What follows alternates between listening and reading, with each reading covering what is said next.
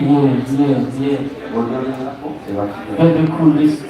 Okay, that's what is the cool.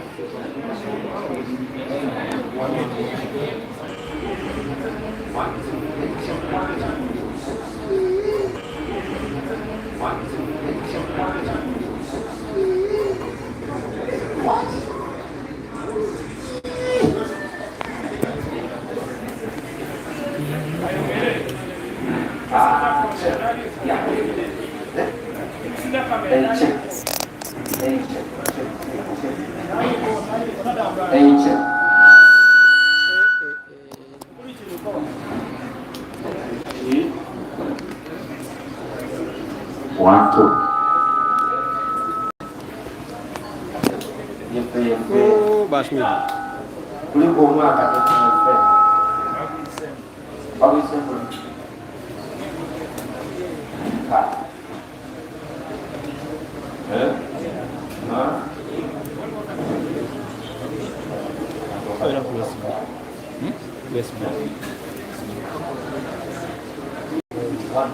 One, yes. Yes, one. Yes, one.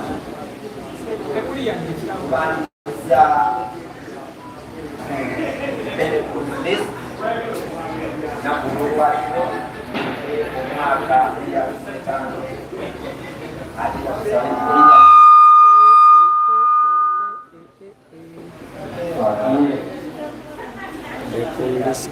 enasoboka esaawa yonna mubeereeko kumaliriza abantu kubere ku list abazikize omwaka byaano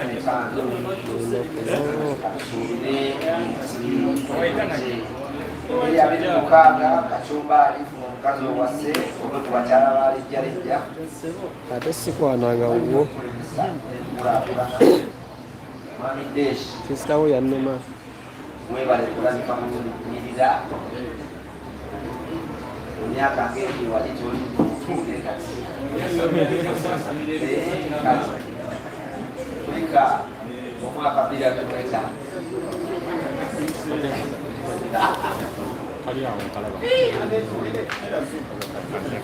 semodeshi ajamonde lyongera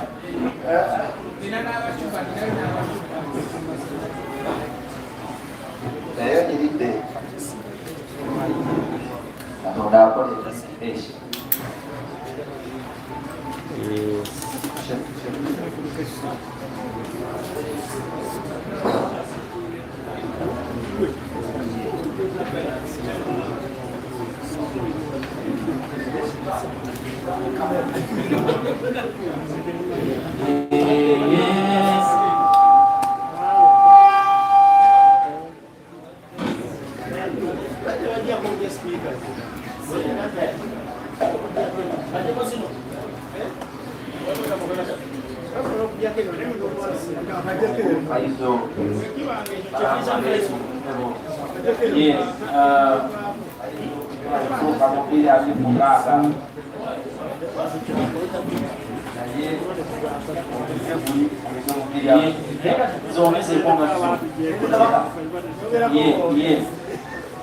Faizo naye atuuse ekizaka kyobula tuzise endowooza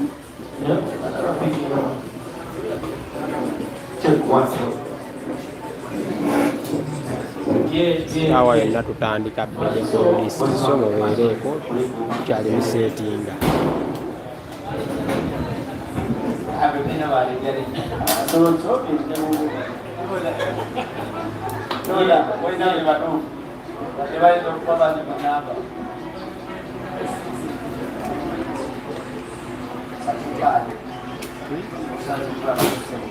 Amina taata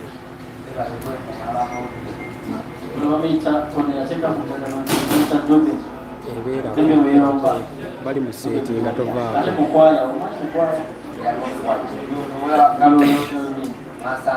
Jose Media.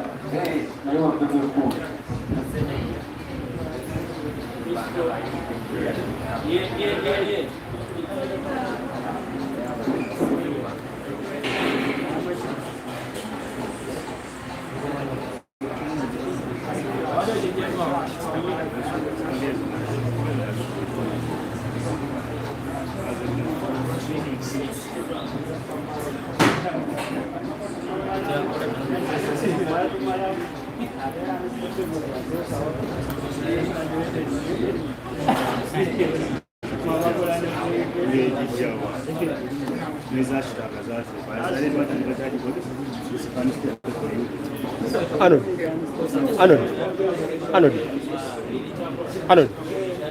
Waina ku USB. USB. Mpako.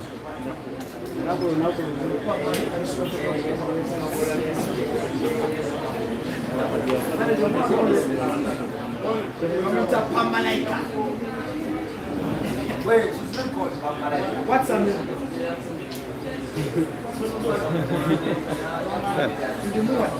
Omuzigo bagulaanyiza omuliro.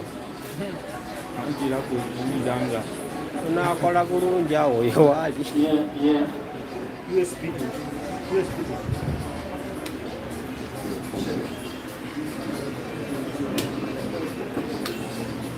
Basinga oba wavaawa.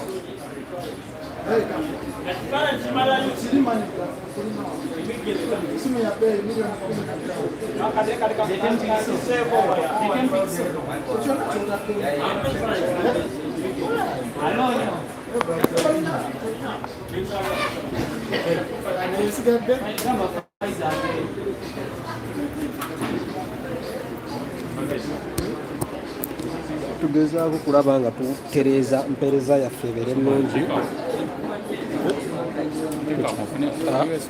Tugifuna bwe ngiteekamu wano esirowinga bwe nteekamu endala.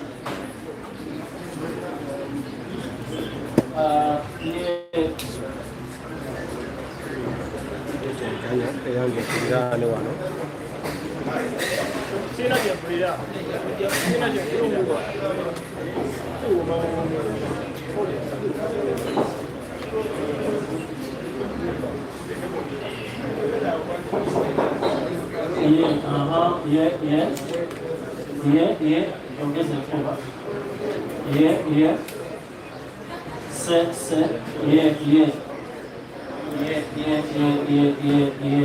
Bevulu promoter, Urban Star, ejirira, sewise, tubagaliza seku, twaniriza omukulu Kiseka, okuba mayinja. Location tuli ku Pier 1. Location tuli ku Pier 1. Kiri steady ekifaananyi kiri kiriya, sound ali kiriya mu mbuulire. Tusimbule embalaasi. Twaniriza omugagga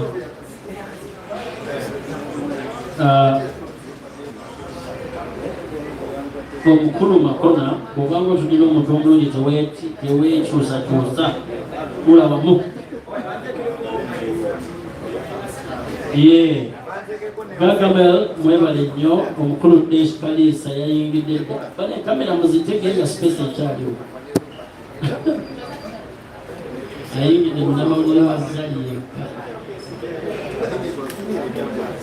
mu bululusi sewise. Bebe coolest. Makona, ekireddeka kijusimo.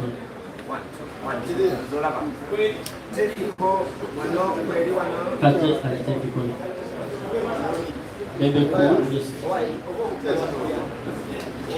Omugagga Kiseka tugula Faizo yasifunye kote na kuma Faizo yawo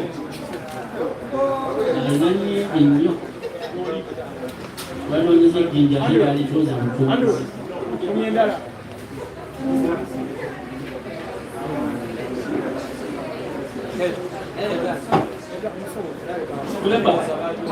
Kuleba waeza omaze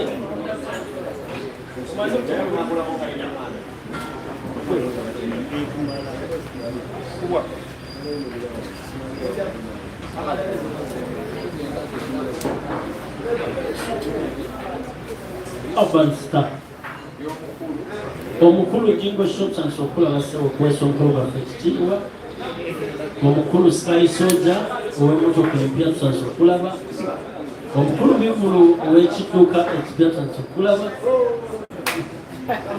omukulu Jobless ne mami tubalabye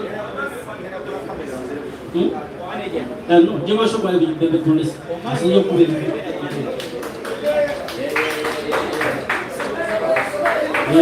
huyo yayagala jingo kyateba mugamba okugenda mu studio ere pale otule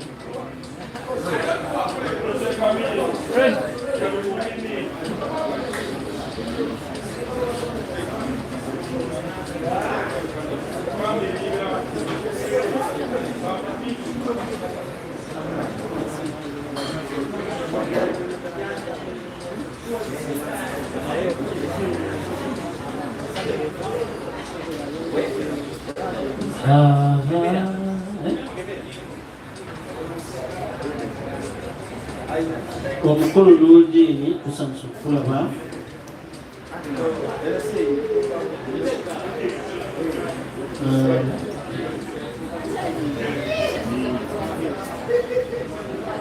Faizo the champion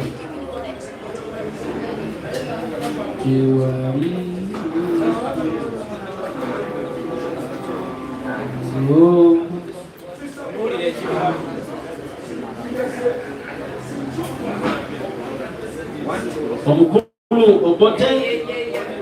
Obote naye akayingira kati champion Obote nane Dube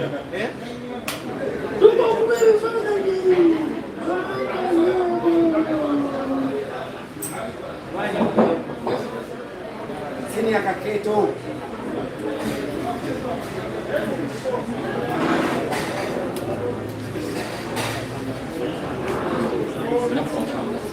Peter Manager Peter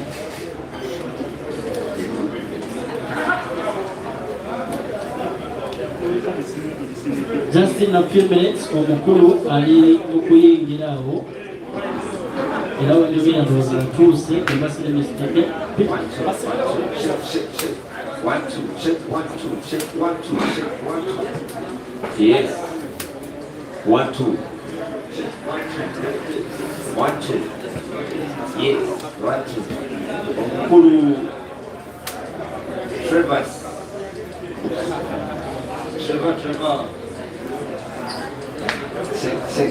Shake.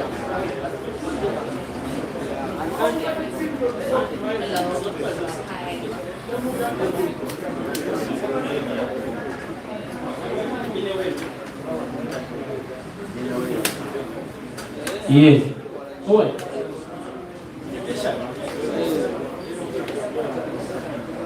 Yeah. 1, 2. 1, 2. 1, 2.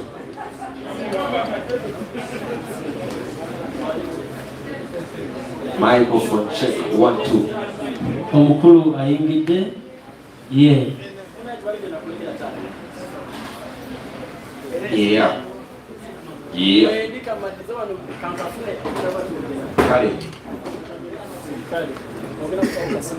Big size Bebe call ayingidde.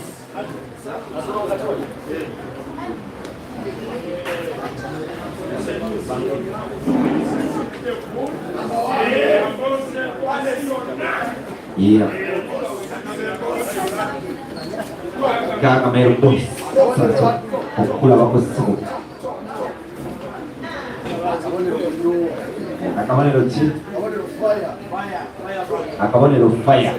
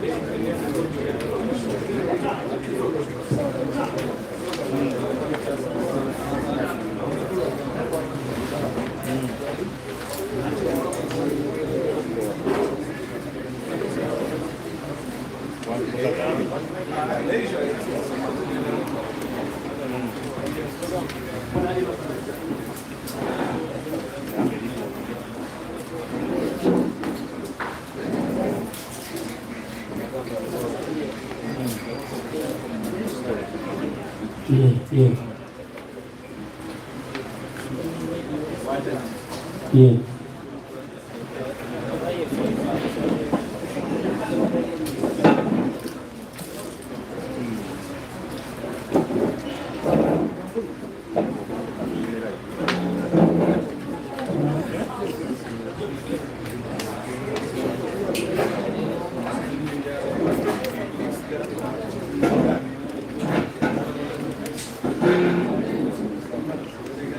Check 1 2 1 2 3 1 2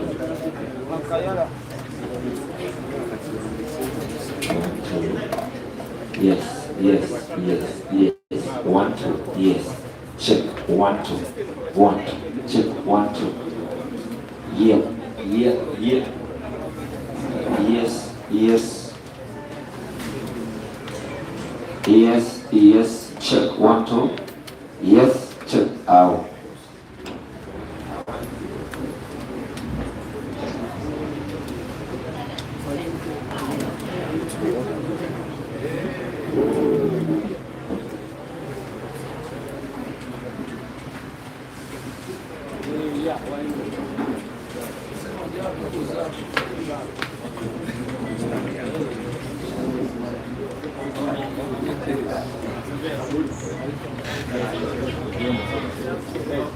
You know.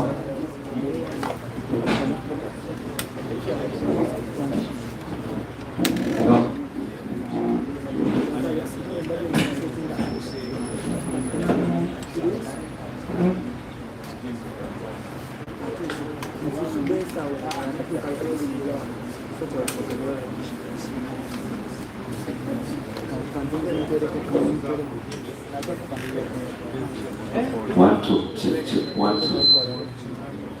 Check 1 2, check 1 2.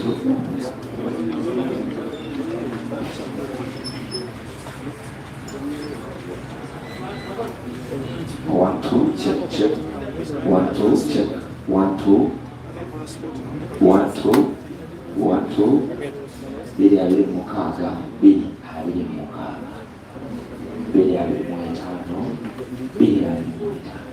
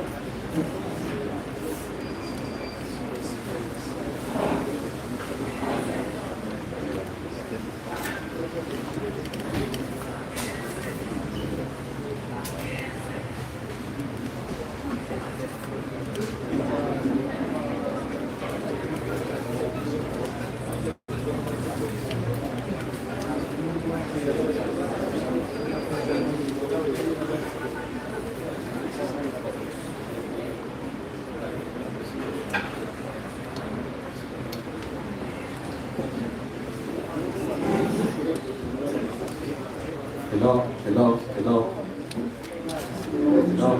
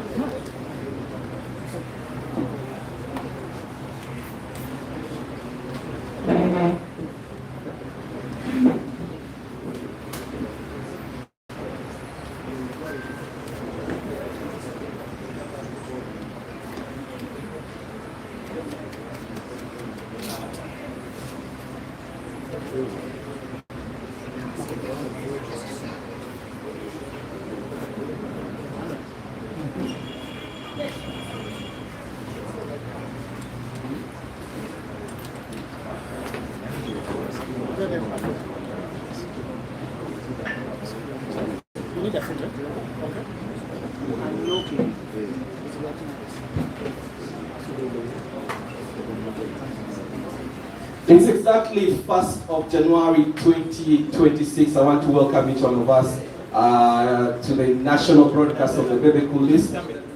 Something that began 2019, actually 2020, we were reviewing 2019, and we did this at the Bebe Cool's home. The following year, we also did it at Bebe Cool's home. The subsequent years, we've been doing it right here at Paya One, right in Ntinda. But of course, the Bebe Cool List is very, very influential. It's not just a list where an artist, lists his top 10 songs or 15 songs. But of course, oftentimes we've seen the Bebe Cool List. There's lots of controversy. Case in point, there was one time that you mentioned one artist right now, King Saha, last year he did also mention Nando Love.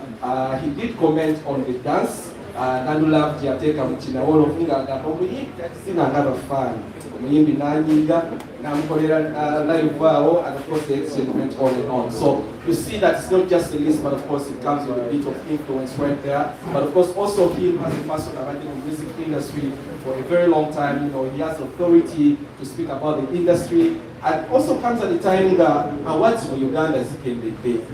Remember we had the PAM Awards, Pearl of Africa Music Awards, Nezifa, abayimbi ne basigala nga tewali recognizing for the effort or the contribution that they are making to the industry. So the Bebe Cool List is so much things in one. So ladies and gentlemen, from NBS Television, from Sajuka TV, and all our journalists who are here, actually there's something that I've realized today, that the first time that we did the Bebe Cool List, tetwali bangi nnyo ba media, twaliwo abantu nga 20, I think, or 15. But I wish I could show you the behind the scenes even before we start. You will be amazed. Yeah? So I want to commend Bebe Cool for being consistent onto this. Because I don't think he really needs to do this. But there's a reason why he keeps doing it year after year, year after year, year after year. So if you're streaming online, I want to welcome you aboard. If you're watching on television, I want to welcome you aboard. This is the official Bebe Cool List. You can have your say in the list, but this is Bebe Cool List. So you'll be able to share with us the conversation, your hashtag Bebe Cool List. We'll drop some insights of X and the different platforms. You also see what you guys are saying on TikTok and the different social media platforms. But of course, I'm not here alone. I'm going to be working with Makuna.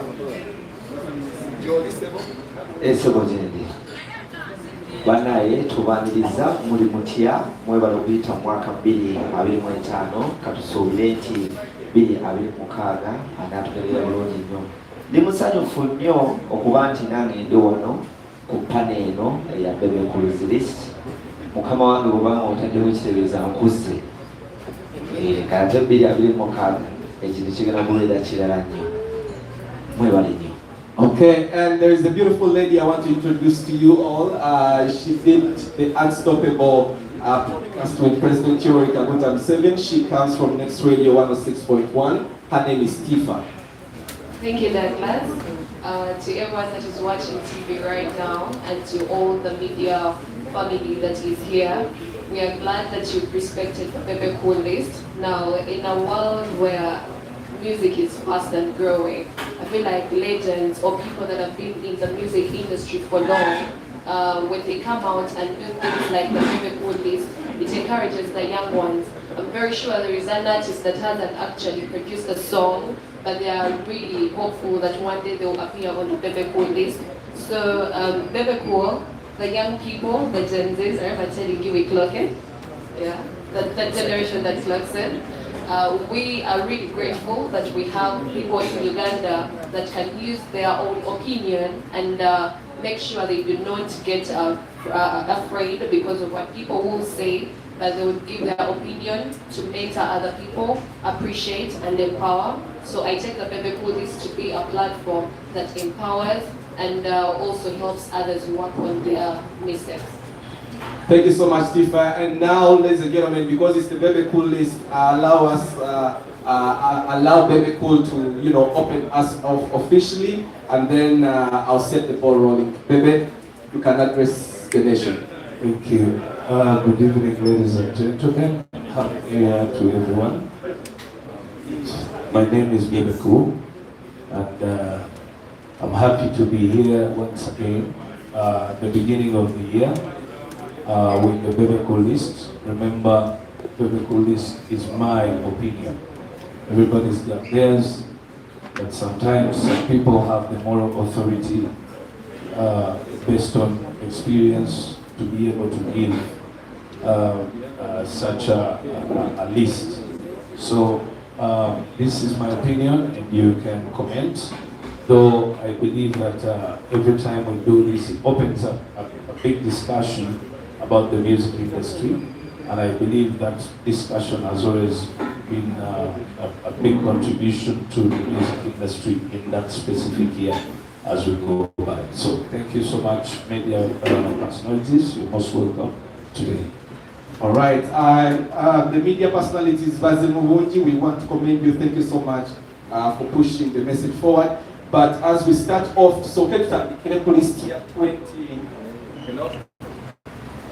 Hello. Okay. So let's start the list. Eyomwaka Gurieri, yaleta obuzibu yatuyingiza 2025 before we can officially unveil the list of 2025-2026. Of course, the number one song yali ku list eyo lwaliro mu January 2025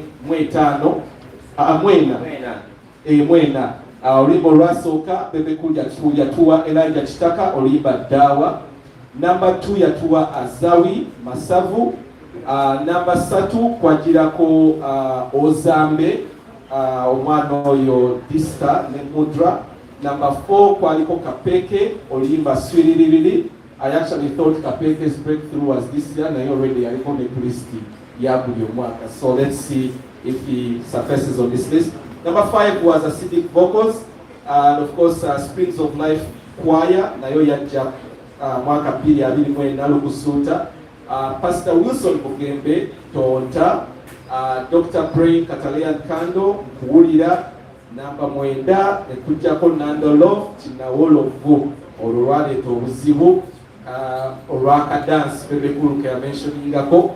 Number 10 netujja ne Ava Peace, That's Vibes Taboo. Number 11 was Aronix Jalwala. 12 was Pretty Banks Insaido. 13 Lil Puzzle Yajako.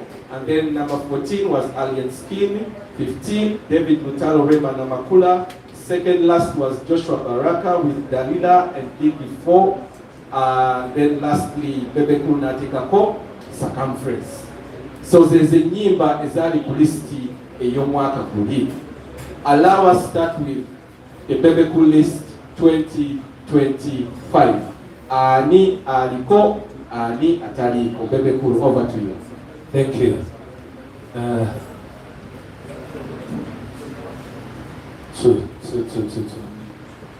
So yeah. 2025. Yeah.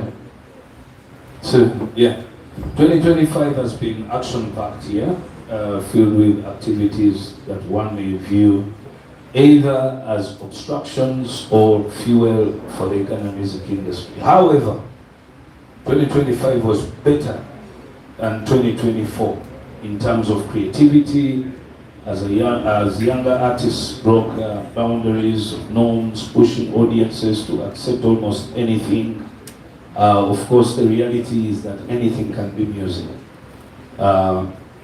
In that case, kyetutegeeza tugamba nti abantu balina ebintu bye bakoze omwaka guno bacrossinze boundaries ezimu ezaali I'll give you an example nti ebiseera ebisinga abantu bayogerangayo ekigambo bubblegum music naye I think with the new world there are things that have to be accepted. That said, I have been outstanding. That said, there's been a group of outstanding individuals who continue to define the right direction of music and shape the audience appetite based on personal taste. Wabaddewo abantu abafubye okukola music mu ngeri emu nga shaping that direction ate era bawa n'abantu taste okusinziira ku muntu kyalowooza oba kyayagala musically. So olowooza guno omwaka abantu bayimbye oba tebayimbye, bazze oba tebazze? Owa ekyo ekibuzo katukiddemu nga tumaze okukiridde wali ku end kubanga ekyo kibeera kibuzo kikulu nnyo. On the Bebe Cool list 2025 coming number 1, Bebe Cool Break the Chains comes number 1. And oh, thank you. Bebe Cool Break the Chains comes number 1. This is not a song, this is an album we are talking about. Yeah, you see, when I come up with Bebe Cool coming as number 1 and I talk about the album, I think logically speaking, it is time for Ugandans to understand the meaning of the word body of works. Because we have a culture in Uganda that we believe, it's not a belief, but I think it's misconception. There is nowhere in the world you'll be called a professional artist if you don't have an album. So, this is official, and this is a statement that people must know and take serious, that you can never compete in the world globally unless if you speak of body of works. So I came up with the album Break the Chains, of course, which has beautiful music, and this album has different genres of music. This album has types of music that we are not accustomed to in Uganda, but that's what is going on globally. So why did I do that? I did that because I wanted us to start venturing, reaching out to audiences that are virgin, that are waiting. Okay, we have exhausted this Ugandan market. We have exhausted the East African market. The numbers are few. We are competing with people who are appealing to 200, 300 million people worldwide. And then for us, we are still continuing to insist on competing for 45 million people. So for me as an artist, after seeing the opportunity that exists today in the industry, the opportunity that anybody can sit in their bedroom and they do a song and it goes viral worldwide, I think it is important that people now start focusing on a bigger market. The bigger market, the bigger you go, the wider you go, I believe definitely the better it pays. And every artist looks out to be a bigger, a big artist globally. So, Bebe Cool's Break the Chains album is an album that definitely you would listen to for over the next 40 to 50 years. And to me, I give myself credit for that album, of course with my team. Remember that the list does not mention who is the best. The list just mentions names. So it is not in the order of what you would have wanted, that when I say Bebe Cool number 1, that he's the best. No.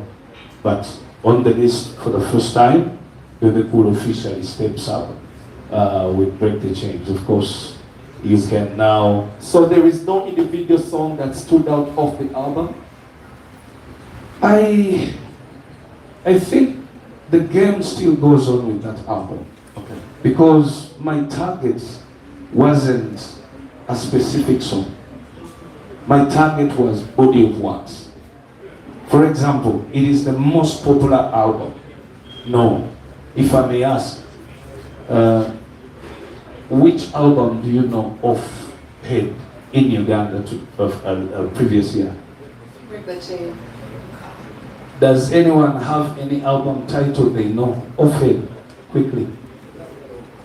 It's going to be difficult, but I believe there are 4 or 5 artists who released albums. You get it? So, in music, marketing is a crucial aspect. In music, pushing is a crucial aspect. And you'll find that songs like Circumference, songs like Check, songs like Home, songs like Hidden Agendas, songs like Hips Don't Lie, are songs you definitely will not argue with. You may not have them played here, but when you cross the border of Uganda, none of the songs apart from one artist, or maybe 2 artists on this list, the rest of them, no matter what you do, their music will never play out of Uganda. And that is a clear cut. So as we go in this list, you will notice that it is very important that music is made in such a way that it can appeal to a wider audience rather than just a few. But I also understand the fact of, choosing to do maybe for your market, because maybe the reason is finances. You want to get gigs here and there, which I understand. But at the end of the day, we also still have artists who have broken barriers beyond. And I think we have done it before. I remember the likes of myself. During those days, we did all the way to South Africa. We got nominations in the Cora Awards, which were the biggest awards on the land of Africa. I remember I also got a nomination in the Mobile Awards in the UK with the late Disney Arts. I remember my music pushed me to the 4664 concert at Hyde Park. You wouldn't be there unless if you're a big star or if your music does appeal to that wider audience. So the argument here is you still need to do music that can appeal beyond just our country. All right. Yes. Okay. And how are the streams before? I wish usually Bebe Cool ye save ya police. Obuzeti wasose. Police zile country.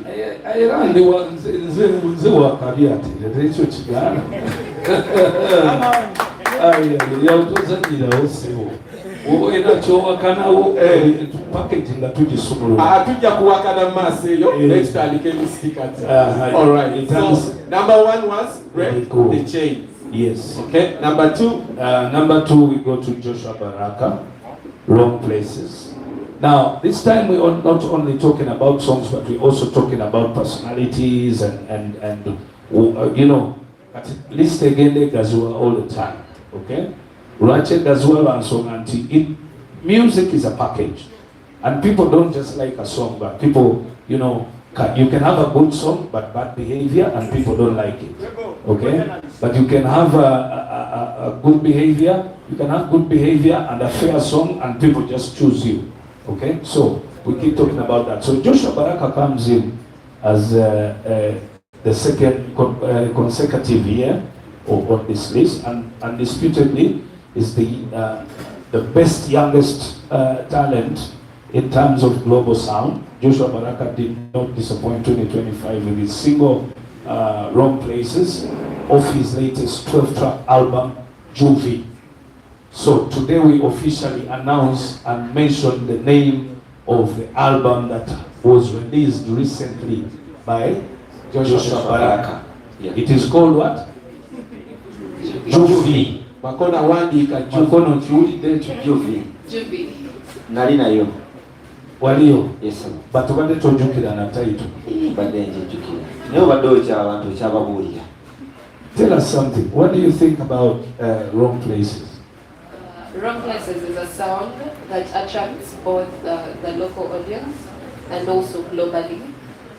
This song can be played maybe in Texas, in London, and the people there can still dance to it. The people don't feel like this is a local sound. And also, it is not just for the cool people in Uganda, but this is a sound that will cater for the people that are taken to be the cool ones, and also the people that are taken to be like downtown, because you go to downtown and Wrong Places is playing. You go to Bandari and Wrong Places is So playing. basically, this specific song can play in Ruero. Yes, it can play in different places. Okay. So it is not. Should I interpret Wrong Places Yes. plays in every place? Yes. Okay, beautiful. So congratulations, Joshua Baraka, and Joshua also continues to break the boundaries, because when you go backwards and think about what an artist should be doing today, I remember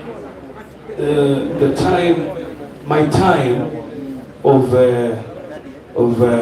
starting my career.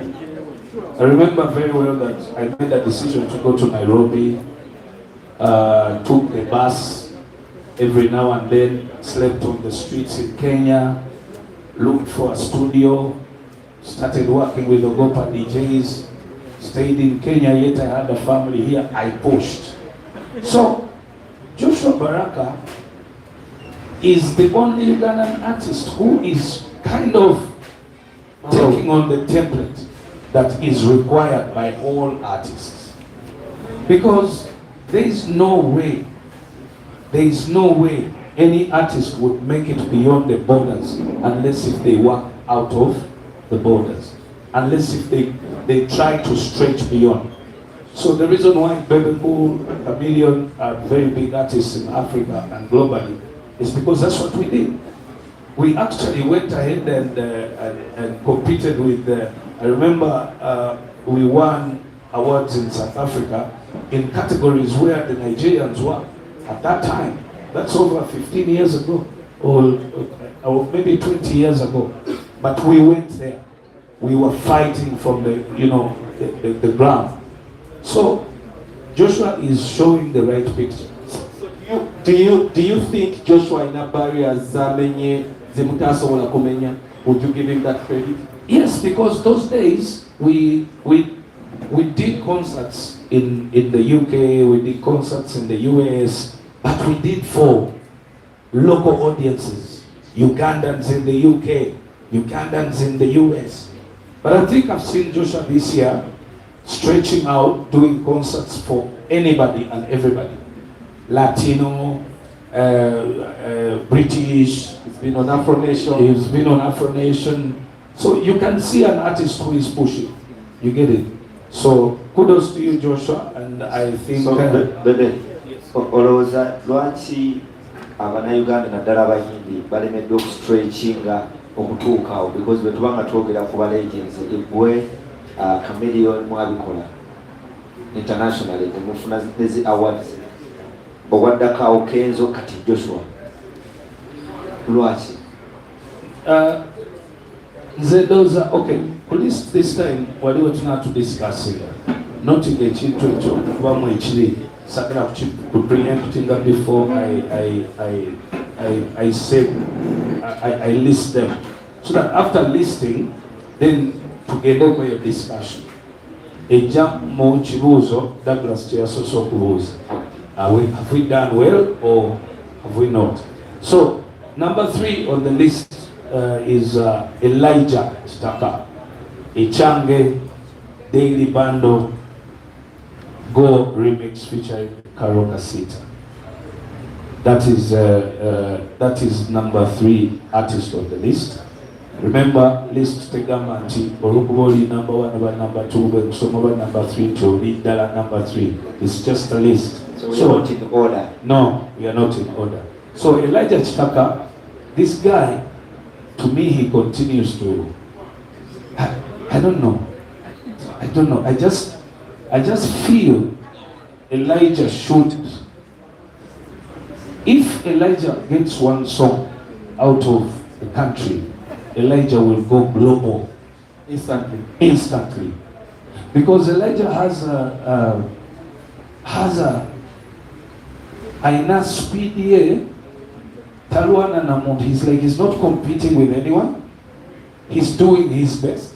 It's him, but he's doing a lot of work, and the work is being appreciated. His style is Chitaka. You can't mix him with anybody else. Fashion-wise, behavior ya Chitaka. I mean, this is a likable guy. You know, sometimes people don't understand what it means when you put everything in one pack.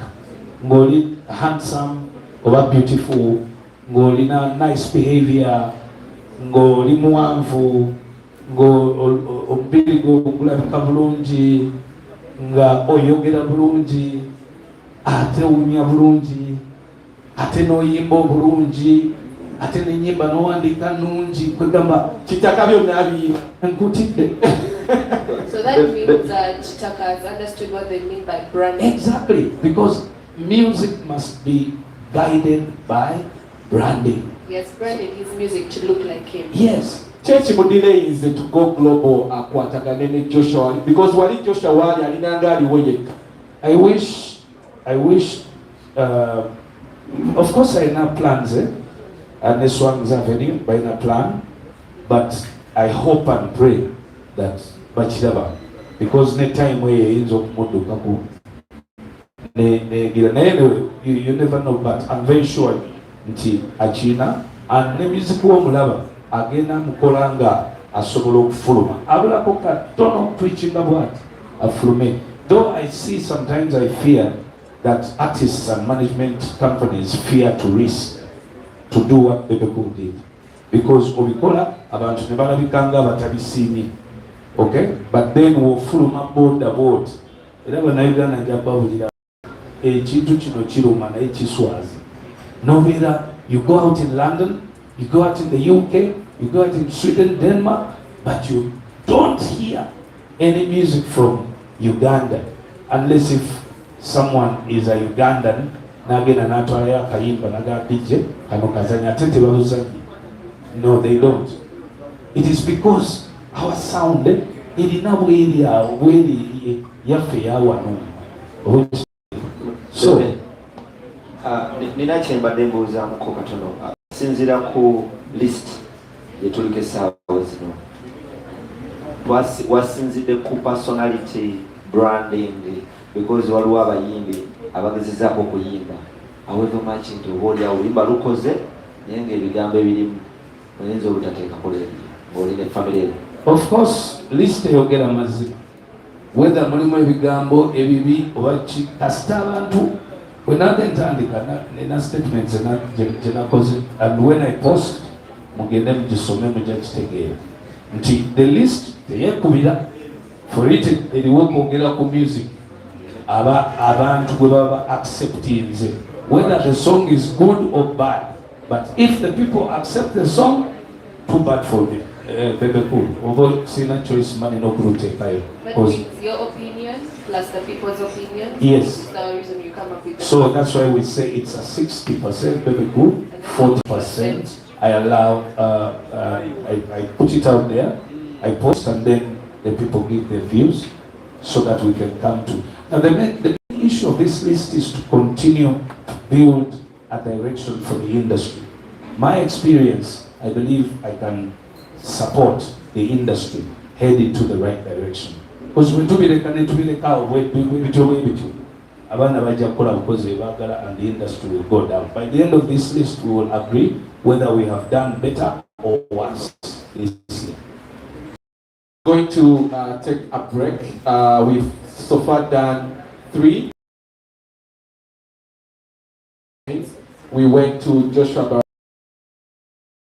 Elijah Chitaka. Both Elijah and Joshua have also been on the top list of the most streamed artists 2025. So we're gonna take a break. But before we take a break, just hit for us what's going on Orokuna. Okay, fine. Let's do the 4th song and then we take a break. Yes. So another artist who has appeared this year on the list is Dax Vibes. Akomiewo. Why not comment? Oh my God.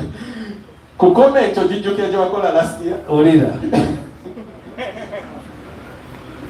With At My Door and Good Idea featuring Elijah Chitaka. Dax Vibes once again and his spot on my Chiwatule list.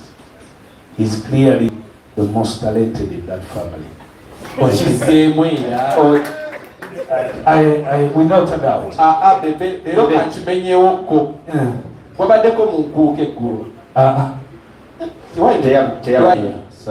Mickey Wine yaze ku stage. Yes. Yakubye kuka na full upside down. Kati oyo tali talented. Bebe. Ogamba nti Dax yali talented mu family but kulisi ogamba nti alinako good idea. Ye mufulo just collabo. Ye mufulo kubeera talented. Si kyekyo okujja kulisi ya Bebe Cool consecutively nga tolina extensive talent. Guno si mwaka gwa kusatu. I think he's appearing the second time. Second time. Yes. It's si kyangu. Naddala ng'oli mu family gyesikwatagana nayo si kyangu. Tosema ekyoku because jala tumenyewo ekyo tugende ku break. Mickey tali talented. Kyekyo mufulo kubanga tali talented. Ate mwe kenyini mwina amaaso n'amatu. Naye family erimu bameka bamuweereza mu comments ku Facebook ku Twitter wenabadde. I sent it to you guys as audience and fans. Okay? But you did not send me Mickey.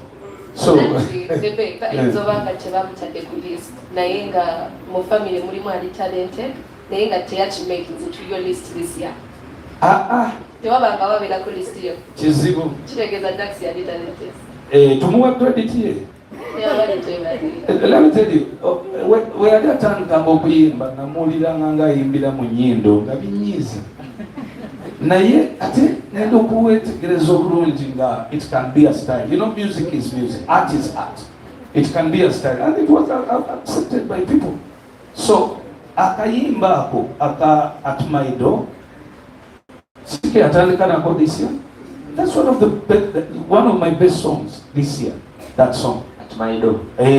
Akati bw'ogattako bwe yazze na collaborating ne Elijah. Actually, let me summarize it here and say Elijah, if I was to choose an artist of the year, to me, Elijah Chitaka would be my artist of the year. You could. Yes, as Bebe. But then Mickey Hundiani nakola ekyamagezi naye n'amanya nti eno nnyonyi erinnya wala egenda kanjikola ki kanjikwata nakola naye oluyimba smart. The song was very beautiful. Olinga yalaba amasanyalaze naga grabbinga. No, nakyo kale naye ekya talented ne mukuluwo Eddie yawe. Ate Eddie yali azeko yajjako omulundi gumu ndooza n'oluyimba Kigali teyakomawo the next year. Songerako bigambo. Let's take a break. It's after 5. It's the Bebe Cool list. One of the views you are hearing, Bagabata, the views you are hearing are views of Bebe Cool. The views you are hearing are for the people speaking them. They are not in any way related. Let's take a break. This will be after 5. The Bebe Cool list.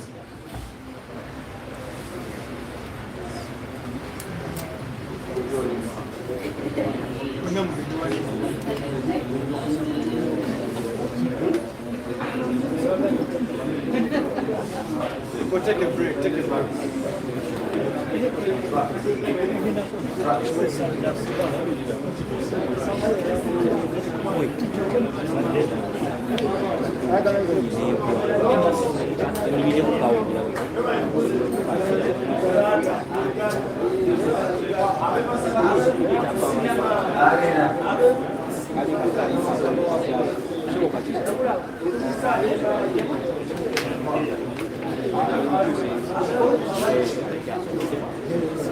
So we're taking a break. Having a screen.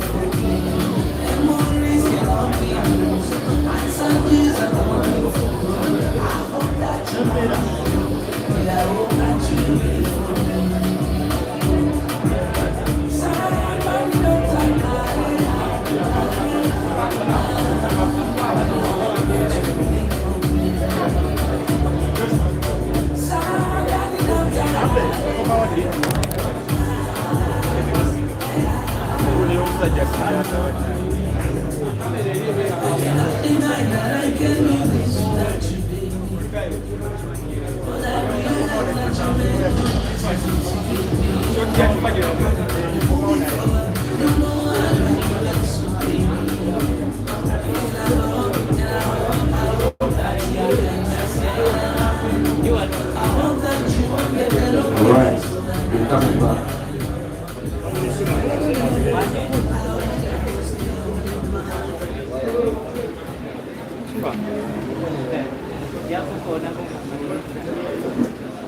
Pak bang kerja dia kawan. Halo. Siapa? Pak bang kerja dia kawan ada kat Suyon sebagai gitu.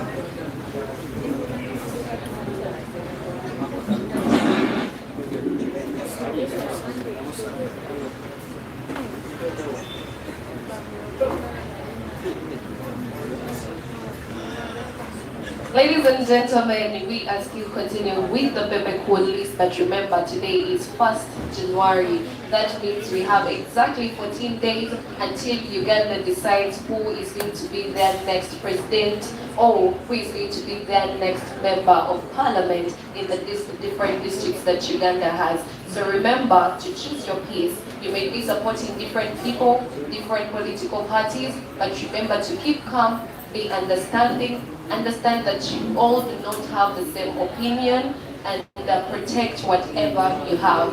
Remember to choose peace. It is important for you, it is important for myself and everybody that you love. Choose peace, Uganda votes 2026. We are choosing peace over anything. Makona.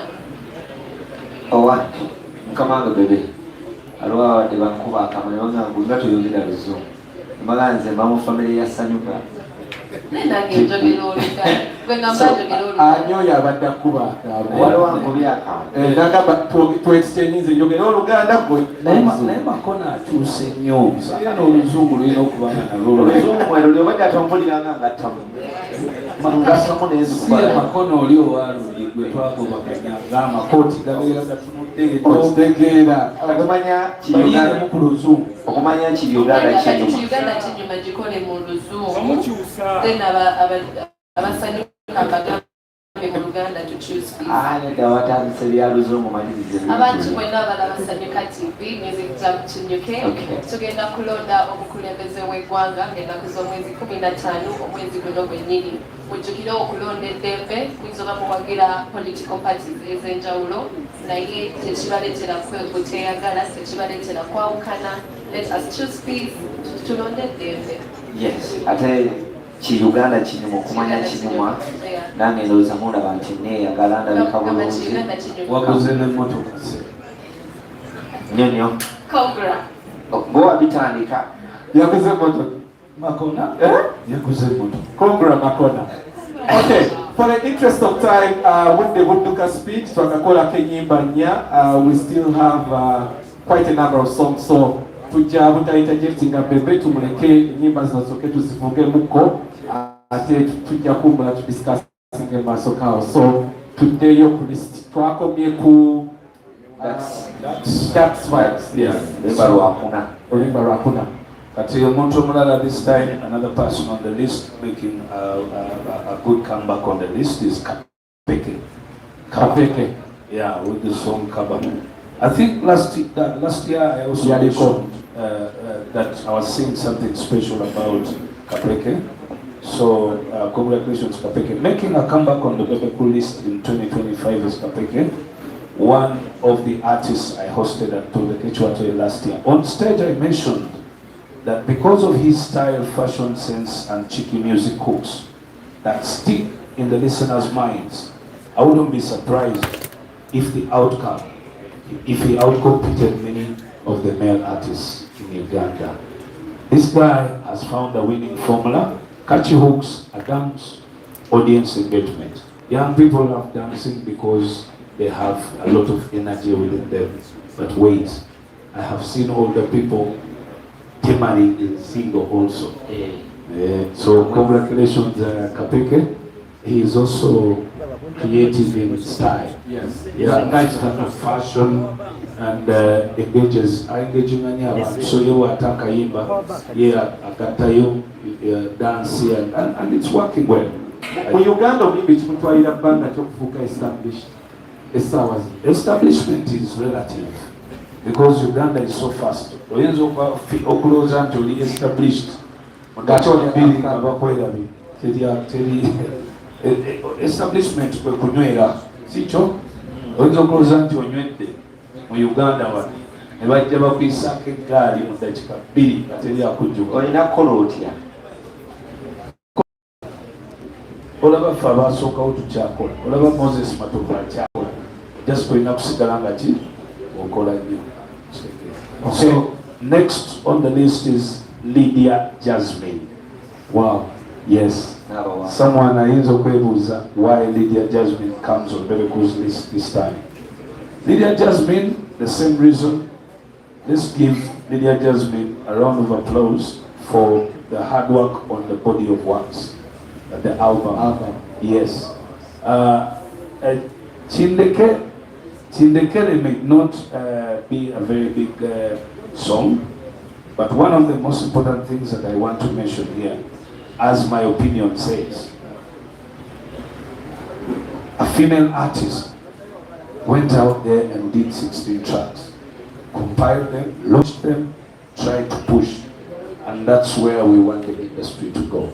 So when you talk about professionalism, she's now, if she's to present what she has album, 16-track album. Yes. Of course here I don't have A+, but I must mention also had the album the other year. So you can see after Lydia,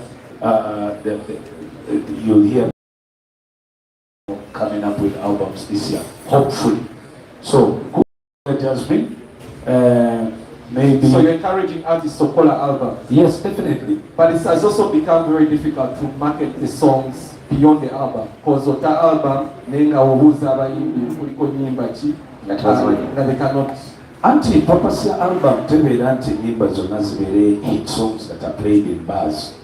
If you go back to Go Mama to Break the Chains album, Ojakwe Sananga, you can play that music in your house this year up to the next 40 years. But I can guarantee you, Enyimba Ezabela Bebe list 4 years ago, 3 years ago, 2 years ago, this is Tanzania anywhere. You get it? So, who is benefiting? The one who does music that has longevity. So, abantu balina okuyiga okutegeera nti no business so si muzanyo. Calculator ye kugamba kyo onoonya hit kufuna bivulu. Naye nze kati gwe anoonya ebivulu onoonya sente. Nze sikyanoonya sente. Nze kati noonya longevity ya music. A song like Home. You were talking about Home on my album. Yes. That is music you cannot compare with any of the songs that are here. It's actually a song you just want to listen to in your free time. Exactly. Relate to the lyrics and understand it. If you listen to a song called Wait on my album, it carries way too much sense than all the songs combined on the Bebe list. But Bebe, back to Lydia Jasmine, ekimutegesezaako nti because yakola album. Yes. Wadde talina luyimba luli outstanding. Really outstanding. Abayimbi togenda baleetera mind egamba nti nabo buli mwaka tebakole ennyimba wadde tezijja kubanga zisobola okuyitamu. At the end of the day, Balole ku list yo. no, it's not that. This list, my opinion, must support the industry and directly support the artists who put in a lot of work. Once again, why do people may ask, Bebe, you had during my time, Break the Chain, they are pushing a new Joshua Baraka. Because I saw him on the road, pushing. I don't know if I was singing about music, I was Zoom. Watch the game.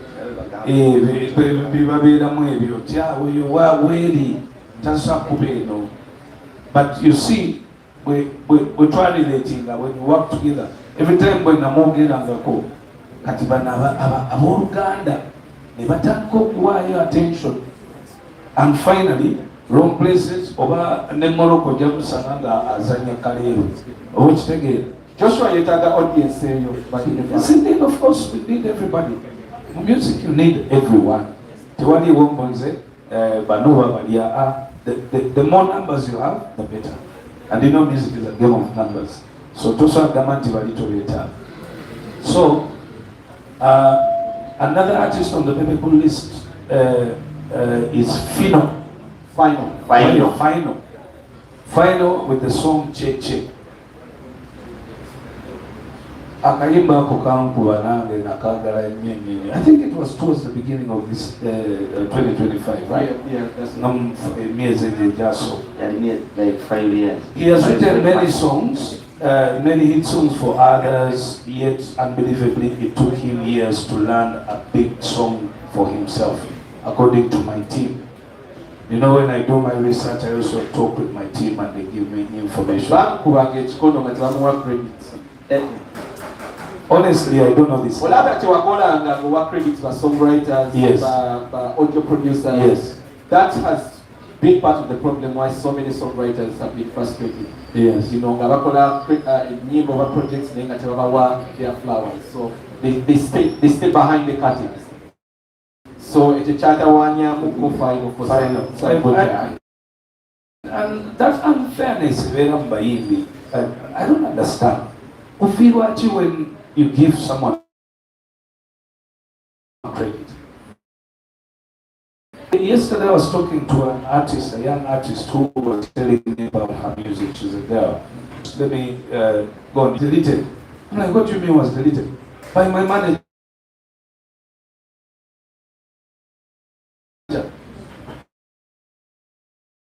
because twayawukanye. How do you do that? The argument ever managed. Okay. Then better than YouTube. But twawukana sigaze hiyo sigaze. Neda, at the end of the day, there are two things here. You must look at no muyimbi musasire, ne manager musasire, ne no muyimbi musasire. Kati obadde omupushi, kati osangudde YouTube channel.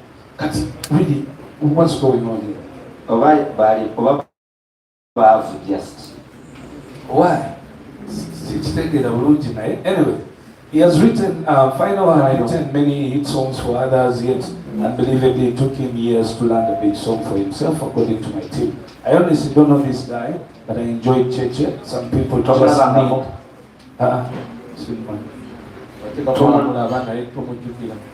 Wanje? Anti nyenzo kuba namulaba nenda simanyi nti yeyeyo. Final nonya Bebe Cool. So some people just need prayers answered. So those are Final Bamsabiri, because he has good art. To me that was a very special, art. Then Vinka comes on the list again. Vinka makes his list with Lala. Lala, yeah, I accepted, yes. I think Vinka should musubira kola more, but tekigana babanga bikamu neyeyagala. Osuubira Vinka alina okuba mu mwaka nga at least alinamu ennyimba bbiri. Yeah, she's a new artist on the block. She's not 15, 20 years. So bw'oba okyalimu 5-10 years Obeera new. Bebe omuyimbi okubeera within 5 years aba akyali mupya. No.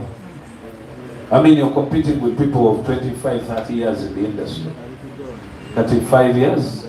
25, 35 years in the industry. Togera ku Bebe Cool, Chameleon, and Bobby Wine. Moses Matovu.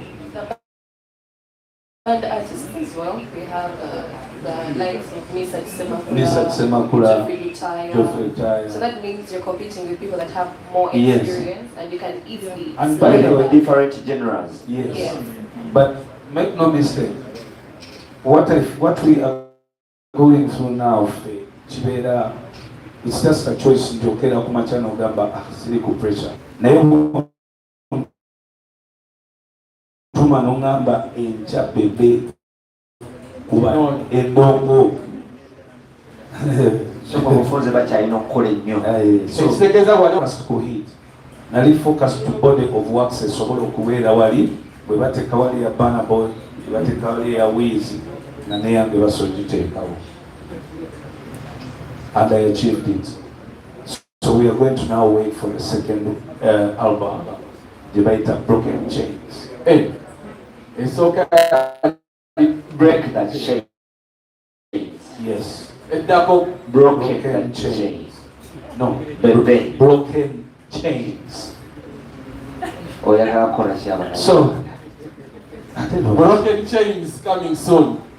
Yes. Okay, to the artist Omulala, Vinka, congratulations, and of course Swans Avenue is doing a good job on that lady, but she's also doing a good job fairly to herself. Now another artist, no, slightly, yadeta jaku naye. Now chala bisenga because while something, the list is also supportive where necessary. Raging. Ready, yabale talina kuba polisi. Bayimbi babiri nga tebanaddesigenda basaako naye ate nga mpulira kinkakatako oba there's something. The song is called Owishe. Naye yata EP last year. Yes, yata EP. Aba EP sibogerako. But Ray G is standing at the apex of an argument that we still need to push. That you don't need to live in Kampala to be a big star in Uganda. So, because of that, yalina oluyimba olunene nnyo naye luno lutusembera lujja ku luyimba and ate yaluyimba mu Nyankole. So if it is appreciated like that, I think kwenavudde neŋŋamba nayo manyi that direction also needs to be mentioned. And the song is big. It is a big song. But also beyond just the song, because of Reggie, he opened doors for T-Paul, Yes. Yakola Show and the Cricket Oval, Yes. Omega. Yes. Still opening doors tulagala Omega ngaze nakola n'ekintu ekirala muyimbi yekka yakoze single show mu Kateeka Stadium. Yeah. For the first time. So Actually, for the first time. So that's yeah, it's a good achievement. Though tetukonsideranga bivulu, but we give him credit again olw'ekyo ekyokuba nti yes, as a regional artist, he's now a national artist in a region, and he's pulling massive crowds, which is good. So he needs that support and he needs that recognition. So do you want to say Reggie is still a regional artist or is a national artist? He's a national artist. Thank Reggie you. is a national artist in a region. Because however much is a national artist, Reggie Tiava Embala. Sijabena. Yes. He's a national artist in a region. Alright, was a region. Why should come here is a national artist to come out? I think because we still need to encourage those who live in different regions to know that they can still do what they do best from there and they take over the country. Okay. Yes. So yabadde kulisirwa mase ya Bebe Cool. Why? It's massive. Ebirowoozo nga bikubagana bigamba. Naye I think we can justify him being on the list. Okay. So, kati ono, the next artist, I don't know. Naye nga bwe nabagambye art, tebamukayanya. Uncle Chumi. Uncle Chumi naye wabaddewo ku list. Naye abadde wakuyigayibwa mu kyuma. Ekyuma kyabadde kimugaaya naye nga kyekyamuteekesezaako. alina oluyimba lunene abantu balukkiriza bw'okutte gobba. The people accepted it. That's what I was saying, that art is art. You don't know what people want. And now it has been stretched into anyone can do anything as long as it becomes interesting for people and entertaining. Okay? I mean, this is a fellow or an individual who has so much negative, but is a young, person in the country looking for a life. The main reason lwaki namutaddeko yadde nti yes, oluyimba lwaddewo, nze siwandiika ku bantu ba mpisa mbi. Oluyimba lwabaddewo naye osokudde ebbali n'ogaana naye waayi omuntu ono alwanye n'obulamu in one way or another. You understand? N'amala era n'afunayo akayimba akamutambuza n'avaayo eri ewabi n'asemberako eno kumpi. Era ne mulaba naye abantu ku internet oyo. Awo tugambe nti sympathy.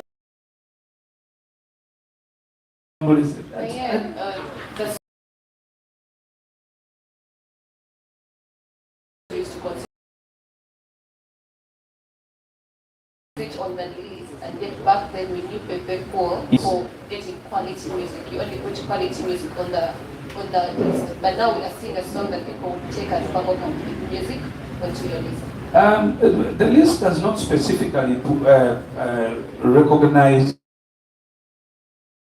sense music only.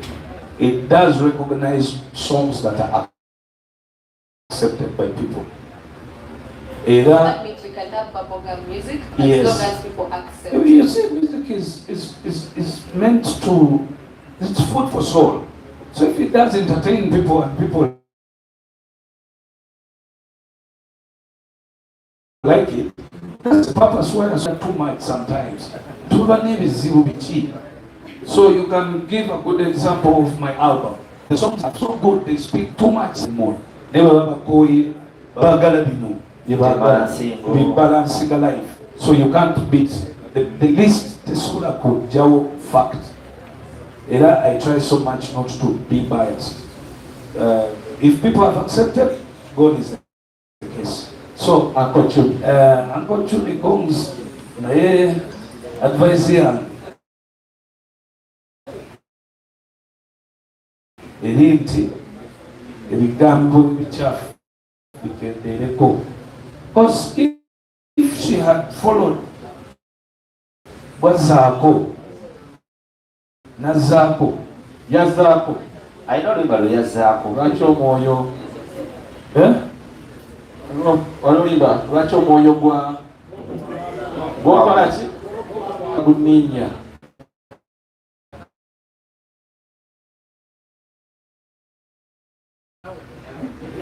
amanye lisiti yo ebeerako nyimba bebekulu z'amanyi naye kato dagudde ebali. But yes, but because there's nothing as difficult, let me say this. Shiba Karunji effort made during your comeback. Somebody may not be must have brought you back into the spotlight and was recognized by many people in the country. We have to give credit. Miezi mwenda simi awumudde ate n'akomawo n'asanga nga space we kitegeeza abalala kitya. I don't know. But we had other artists that were trying to do. They should be here on the list. I think sometimes there is that spot that is left for someone that has had They a lifetime shouldn't. music. You see, that's what we talk about. There shouldn't be space left. An artist should fill the whole space. That's why musigala mulabaka millionaire so we don't want to leave any space. Give a good example. Anyway, we should get to discuss these names because those are the reasons why I have a bigger info after the artists. Yes. So we'll come back, Shiba. Keep going. I think your space is still there. We'll vow. So Shiba chali queen. We have vow. Egula chajina. Yadisanga space here we are in. Tewali atikwatako engulu kirabikanga. Olinawe ogambidde nti kabadde kabula kata. Auntie, because when you think about things, Sentina no limbo luneno luliawo. But even the two good songs Zaina, based on the fact that you have taken maternity leave, ladies know how difficult it is to bounce back. It's not a simple thing. Men don't know, but you know it's hard. So another person on the list. Now, this lady, I don't know this artist, but I keep hearing the name, Tracy Mellon. Tracy Mellon. Yes. Tracy Mellon is a trending name without a clear outstanding hit song. For me, my people were arguing with me, telling me Tracy Mellon. When you say outstanding hit song, clarify that. Specifically, I can't point a finger to any song from Tracy Mellon. But you know the artist. I don't know the artist, but I know the name. Bebe cool. Yes. Kijja kityokuba nti you live in Uganda, babeera mu Uganda, they have big songs. But tobamanyi. Talina luyimba lunene. Nalibadde ndumanyi nga ne video nkimanyi nga ne chorus liyimba. Naye erinnya libadde buli wamu as a new artist. Tukole just sample mu bannamawulire. Kayimba kyaka Tracy bakayita batya? Ogenda kukiraba. Kagenda katya? Ogenda kukiraba. So, Bebe cool. Are you saying Someone sing for us? You know the song? Lyrics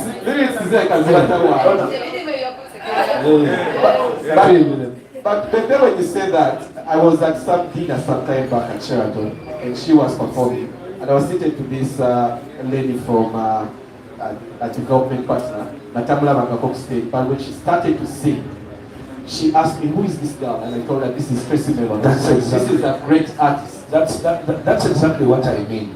And then the twins are Musala still because she's still a new kid on the block. That's why she's on the list. Yes. To be a new kid on the block and your name is flying everywhere for the right reasons. Because the only reason it's flying everywhere is people keep saying there's a very good new artist. Check about the songs that have done well. Ugenda Kuchilava, there is Tobayo, there is Kakana, and they've been doing so well on TikTok. Yes. Yeah? They're fairly good songs. Yes, but very cool. For you to know an artist in Uganda, we know kubanga oluyimba lw'olumanyi, lyrics ozimanyi. Not necessarily lyrics. This is what happens to artists. Omuntu wakuba hit ekusangayo ne mu kisenge ogamba ani ono awe wotandikira okitegeera toyinza dinayinga ne bwoba wakayingira mu club oba mu bar gena okulya DJs zibazanya, so the song will come to you, so you keep asking who is that. So what can she do? I mean, she's new. She's on the way. She's on Bebe list. Meaning her plan is probably working. Yeah, not just for get bonges. But you know,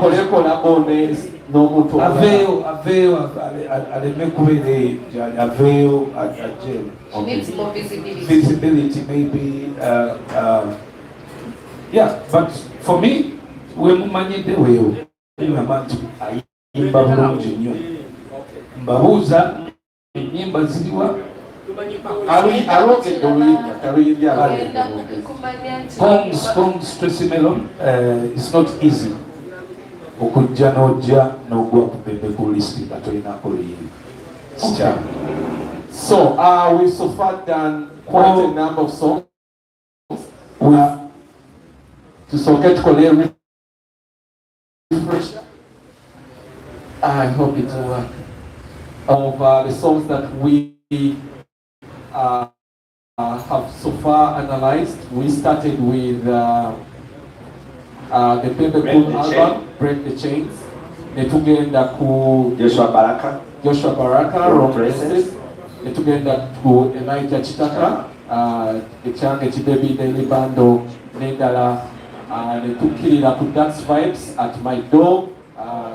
And then of course netugenda ku Kapeke Kaba, netukirira wansi ku Lydia Jasmine olwa album ye yakola 2025. Final Cheche, netugenda ku Vinka Lala, netukirira wansi ku Reggie Oweshe, netujja ku Uncle Chumi Gokute Goba, Shiba Karungi omukomyawo kuva maternity, tubadde ku Tracy Melon. Kakati is it, the rest netugenda to the simplest thing that most artists do when they want to get away with the year, which is collabos. So the following are the best collaborations. Collabo shortcut,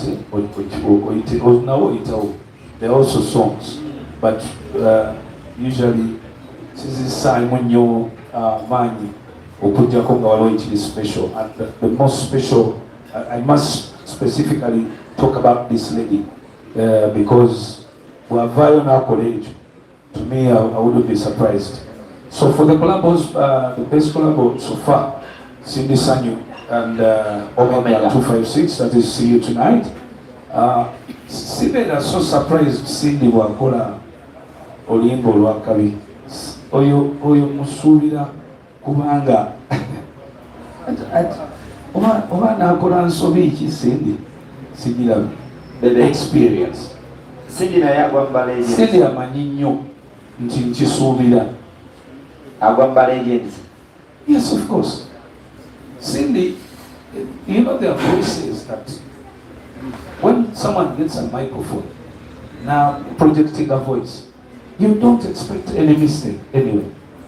Ugatako confidence, ugatako experience, the timing, the everything. I think more or less, I just have to thank Cindy for having done that with Omega 256. I badly want to see Omega 256 with a big song, or 2 or 3.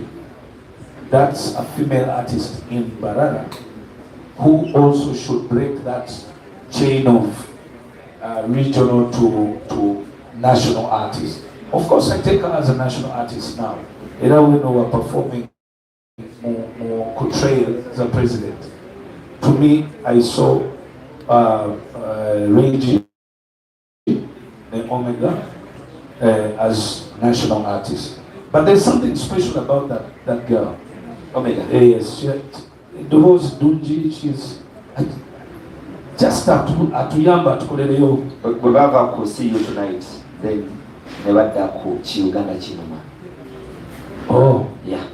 It was a big song. Uganda Chinuma is a song. Yeah. I thought it's a project.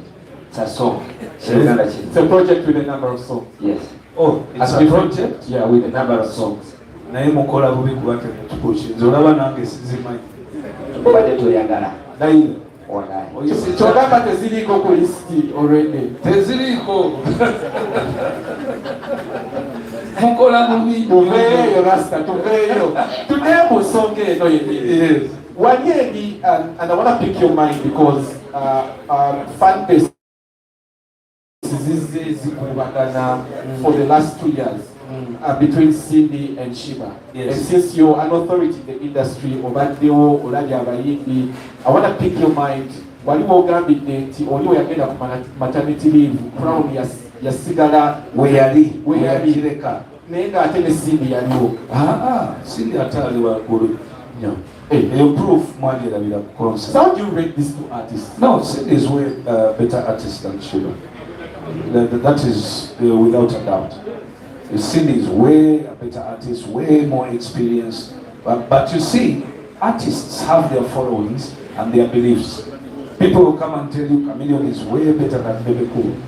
Bebe Cool, people will come and tell you Bebe Cool is way better than Chameleon. So, but wabera ebintu by'obugejje technicalities. I mean, Jose Chameleon asobola kuyimba ebintu byayimba nga bwayimba, then Bebe Cool najja nakola ennyimba nga Home, ennyimba nga Love You Every Day. Jose Chameleon tasazikola. Ekitegedde. Naye ate nojja nogamba naye Bebe asobola okuyimba Basimu Genzi. Yes. Asobola okuyimba Vumilia. Yes. Which so when you compare Cindy with Shiba, the answers, I definitely knew what was going to happen. Cindy asobola na kubizinda lemifu na kuroze santi bikola. So go. First of all, I just appreciated both ladies for stepping up and saying, "When kusobola, olinaga nangi kutosobola kusobola." Naye atoyo ne radio and whistle. Yes.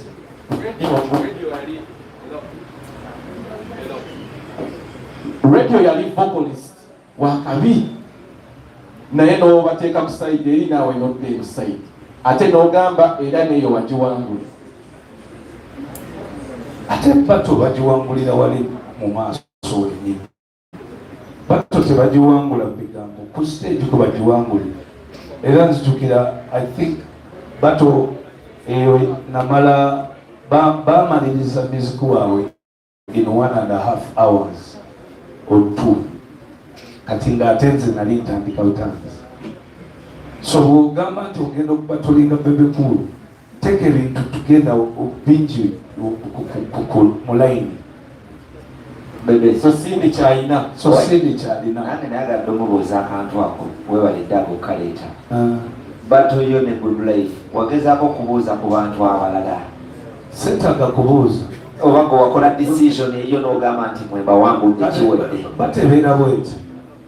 One, live wali audience yokka eba ekulaga nti gundi bamukubira, gundi awedde. Kubanga kiggwera awo. That's number one. Ku audience awo ega. Number two, last man standing.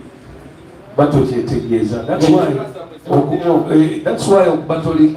okubatolinga Chameleon, it's a draw down till dawn in the morning.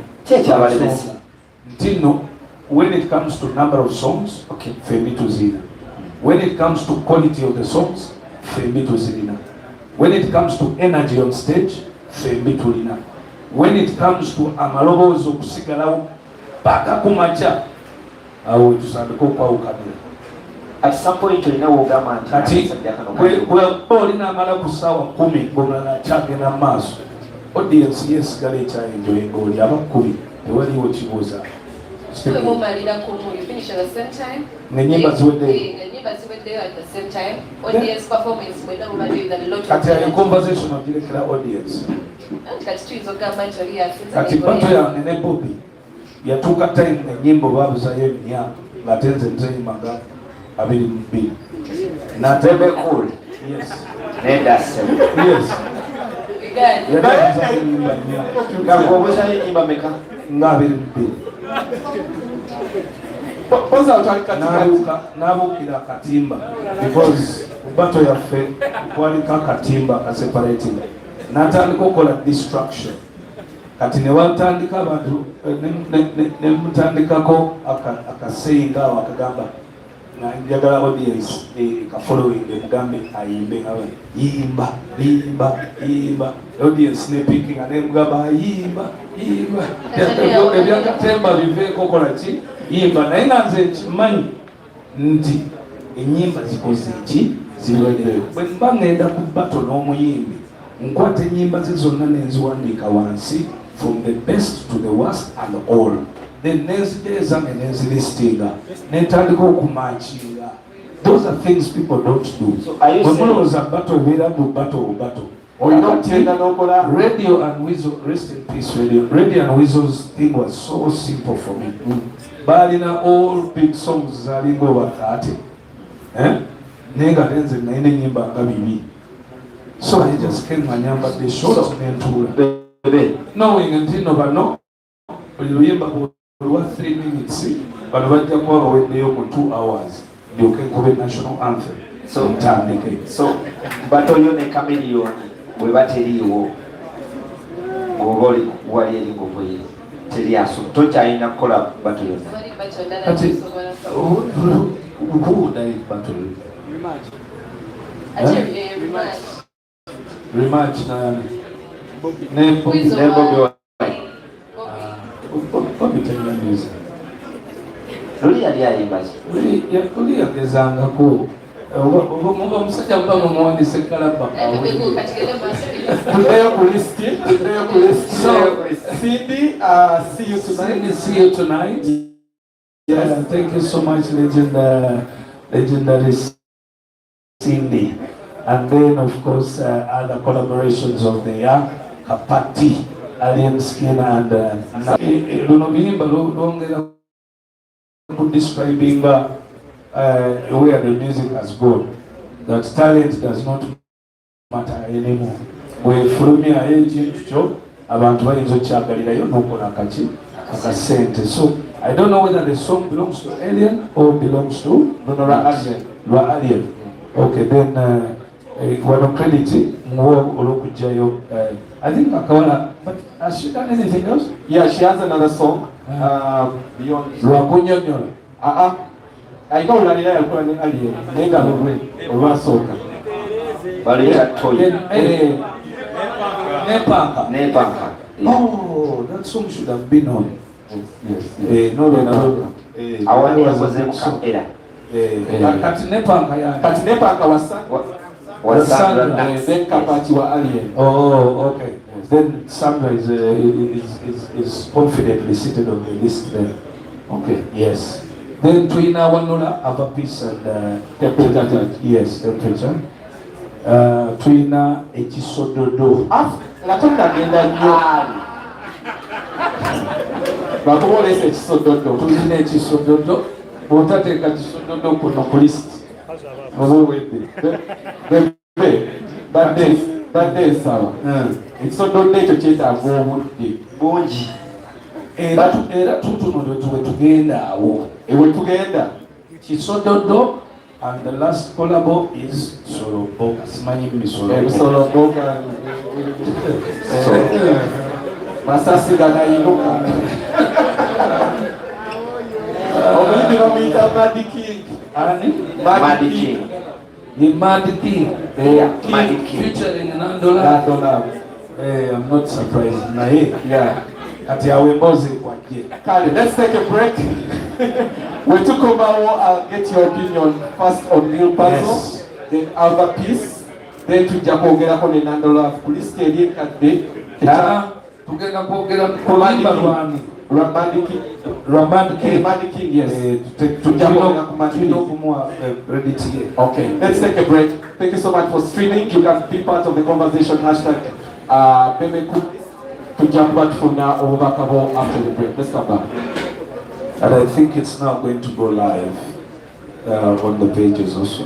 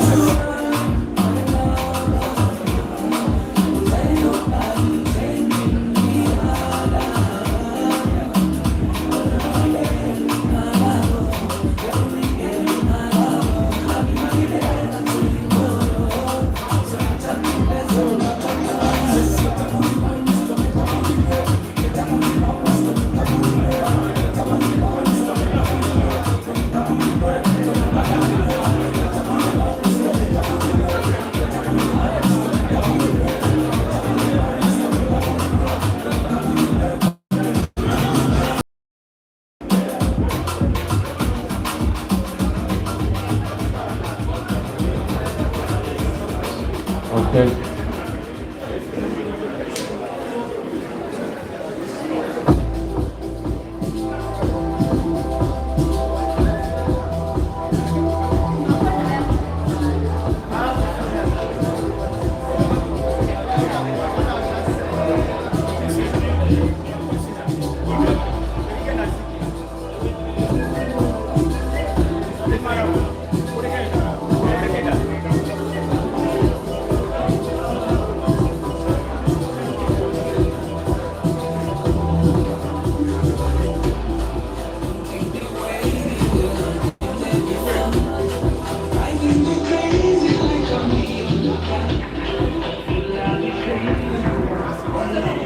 All right, welcome back to the Bebe Cool List national broadcast.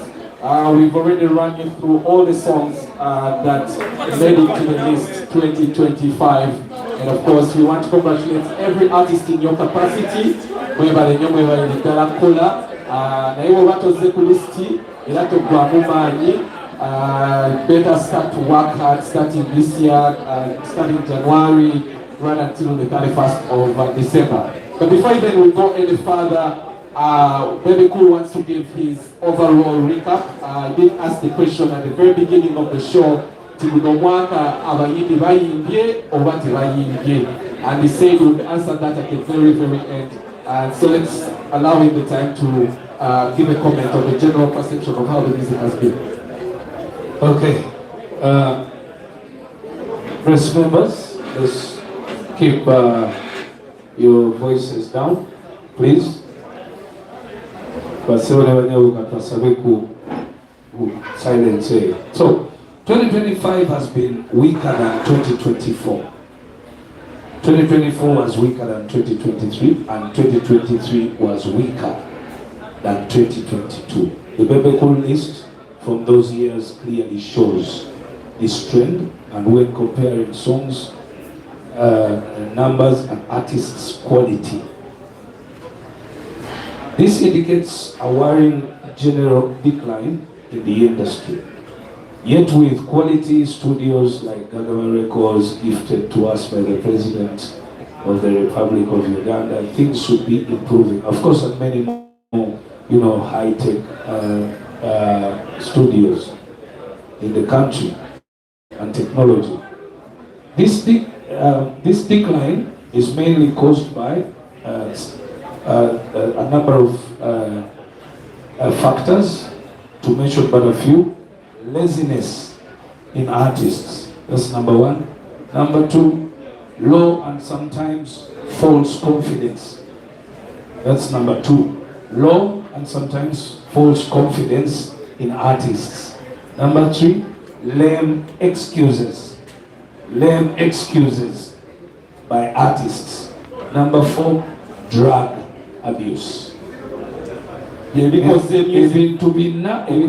music okukawansi ekisooka abayimbi banafu nnyo, ekyokubiri abayimbi beewa false confidence. Olowooza nti oli wakabi nga toli wakabi, kati buli olowooza nti oli wakabi nga toli wakabi osigala awo.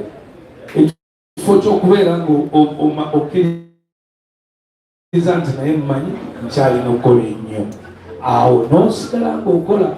Kiringa omuntu najja naye convincinga nti ayina ennyumba. Munange bwe weekonvinsinga nti olina ennyumba, ebeerawo omuntu wegwe era tozimba. Bwe biseera obeera ogamba nina ennyumba. So, you're better off saying sirina nju, and it will force you okugenda okuzimba ki enju. So, false confidence eyo mbi nnyo. Era abayimbi balina excuses ez'ekisiru ze bawa. Oba simanyi copyright, simanyi bita. Teo! Ate kati ffe we twayimbira. Anyway, kasooke nsome then to discuss it. Okay? At my age of 23, I traveled to Nairobi by bus, and I hustled in a country where I knew no one. Uganda then had very few radios, about 50 radio stations, and very few TVs, maybe about 10 TVs. And there was no social media. Still, I hustled, made good music, supported brothers like Jose Chameleon, teamed up with Bobby Wine, collaborated across East Africa with Wiley and Nazizi, recorded global hit songs like Fire Anthem, Ube, Fireburn. I won Kora Awards, nominated for mobile nominations in the UK, and I performed on a global stage, the biggest ever stage to be in music yearly, and it's still the biggest. For yearly 90th birthday. Because of music and hard work, I met global icons such as Amy Winehouse, in peace, Lewis Hamilton, and many other big stars. Today, many Ugandan artists focus only on a local scene, which isn't bad, but it's too small given the advantages that are there today. More radio stations, big social media and many platforms, social media-wise, better technology, government support, and many other ideas. That is why I often refer to Joshua Baraka, who is fully trying to exploit those opportunities. I therefore congratulate all artists who made it on the Bebe list in 2025. But as Ugandan artists, we must identify, interrogate, identify our weaknesses and act accordingly. With memory, or with the moral authority given to me by my longevity status, I mean no disrespect to anybody, only I call to all stakeholders to raise the bar higher. Happy New Year 2026. Right. That is the address officially, and now tusigaze dakika si nyingi nnyo, it will dive us straight into the discussion. First things first, you mentioned some of the things evidently the music way Uganda over the entertainment industry to decline, omoli drugs, lame excuses, fake confidence, etc. etc. There is a new shift in the industry. Back in the day, I think you're one of those artists that a brother would perform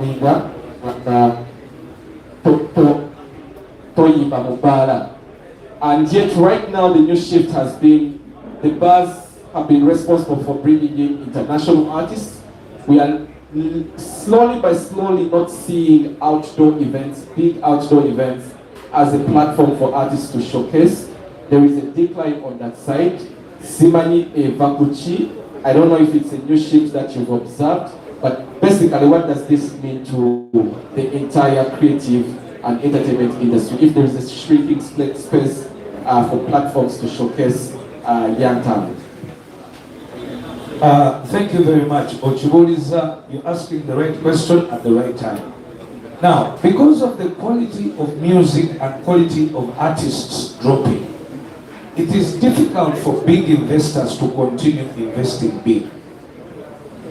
So now, people who used to invest in, to do a big concert in Lugogo, you bring in about half a billion, 500 million shillings, okay? Then you organize a show and then you're very sure that people will come to watch. But today, if you go to Lugogo and you organize a gig, the songs that you're going to announce Goku Tekoba, you're going to announce Sudodo, you're going to announce Solofoka. So, when you announce those songs, I am 100% very sure that you will get a loss. Yesterday, but I told you last time, churches are taking more people now. People are opting to go to church on 31st than for concerts. And I think again, proof was done seen yesterday. If there was good quality music, because tables was booking which they gave. So it's difficult to it should not be difficult for us to say the truth. Quality of music is mwenna mudende abakiwakanya oba abagala okukidiscussika muddeeyo ku list ennya zetwakola. Compare the songs every year, compare the listing nti omwaka guno 2019 zizino, 2020 zizino, 2021 up to now. You will definitely agree with me that the quality has gone berserk. So that has affected the events. It will affect, because now you find that events are happening in bars instead of so that music is meant for bars. So what is going to who was being paid 3 million is now going to be paid 1 million. Let's say then Ojakwe Sanganga is favoring DJs. Era is starting at the next tour. Nemugamba now the DJs are going to go to 5 million, while artists are going to go to 2 million and 1 million. That's where it's heading. But it's all because of the quality of music. I think we'll call a quality of music a knowledge. Now we can go feeling pale. Okay? I will still refer you to Bebe, to Chameleon, to Joshua Baraka, to Elijah Chitaka. You get it, to Mr. Semakula. Eh? You get it? There's a way you feel as an artist at a bar. No. Even the promoters will never take you to a bar. You get it? So, I think that's where the issue is. Bebe, politics are affecting the industry. Politics will always affect anything, but it depends. Of course, it affecting it positively, not negatively. On individual artists, that's expected and understandable. But not politics that's affecting the type of songs that we do. The type of songs that we do are as an outcome of the 4 weaknesses it is implemented there. In PCMB, Zidya, because people are using a lot of drugs, they were chatting, backcoding into, then nemfananize abayimbi nezifa kwegamba nolabyaddanga nawe omuyimbi omutunuulira tosaana muwa miliyoni 4 oba 5 okitegeera because yasuza anywedde omwenge atamidde afaanana bubi. So all that crap. So Bebe, you talked about musicians not having music that can be played for a long time. But if we talk about this music thing, we cannot only blame the artists. There are writers, there are producers, there are different people that are included in the whole song. So if we are to say the artist as an artist has release the song, and the song doesn't really sound like it is supposed to be sounding, can you take back the blame to the producers and the writers? No, you can't take the blame to a producer, you can't take the blame to a writer. The choice is for the artist. When they present for you a song, it's either you say yes, I like it, or not. And I'm not saying don't sing those songs, but sing a few, but go back to, we don't give back on music. That's why, and I advise you, that's why the likes of Bebe and Chameleon are going to stay for long. When you go back and listen to Jose Chameleon's music, why do you think he's still Jose Chameleon? Because of quality music, because of sense in the music. And that is what I fear, that all artists, like 70-80% of the new era artists, are going to fail. Because first of all, bonna batunudde maaso tewali atunudde mabega gyava. Naye mabega gyova wali abajja. Kati bagenda kusanga nga ebiyimba byo byavaako dda ate nga nawe olina okuvaawo kubanga bwega music gwewakola takutte yakwata wansi ku mirandira. So bakugyewo mangu. That's why you see, mwe mubeera mubuuza abayimbi nga bavaako mangu. That's the reason. Oyogedde ku 4 weaknesses mwe mulina okugamba nti banafu abayimbi. Are you saying nti banafu in branding, banafu obwongo tebayiiya, creativity, obunafu nkwadde example egamba nti ku myaka egyo gyennyini nga ndi 23 nze nalinya baasi nengenda e Kenya nenwana nenonya studio nenonya abakabi nenkola nabo netukola paka wenafuuka Bebe ne Kamiri najja nemubeezaayo netudda. That is effort. Naye omuyimbi wano era nagenda emakindi mu ka studio nakola oluyimba nagenda mu ndomo nawaayo nalinda. How? Joshua Siba ayiya busente bwe nalinya nagenda ku nnyonyi ogenda okumulaba nga alina producer gwasanze banyigananga navaayo nagenda e Germany nakola kino. Oba okitegeera success tesobola kusanga mbu bakubye kayimba mu studio nebiggwa. No, success comes with a lot of things. Bana itwa competing, we out-competed ourselves, and even up to now we are tuchakwata race chagena maso. So me when I look at the artists elamba sanga and I wonder nengamba kakati ono mugambechi, but I keep giving advice and saying there is no success, there is no comfort mu mirimu gyetukola. Oba oli wa banka, oba oli musomesa, bana osigala okyagatta oyiiya okyasindika okitegeera. That's why Swanzi weta omuyimbi ojja kwesanga omuyimbi akoze ki ng'agudde. We have just I think 3 or 4 minutes to wrap up. I don't know, at time might not allow us to open the floor to the members of the press, but let me just, the last 2 questions. These are purely about government policy. This year we saw government's commitment to the creative sector.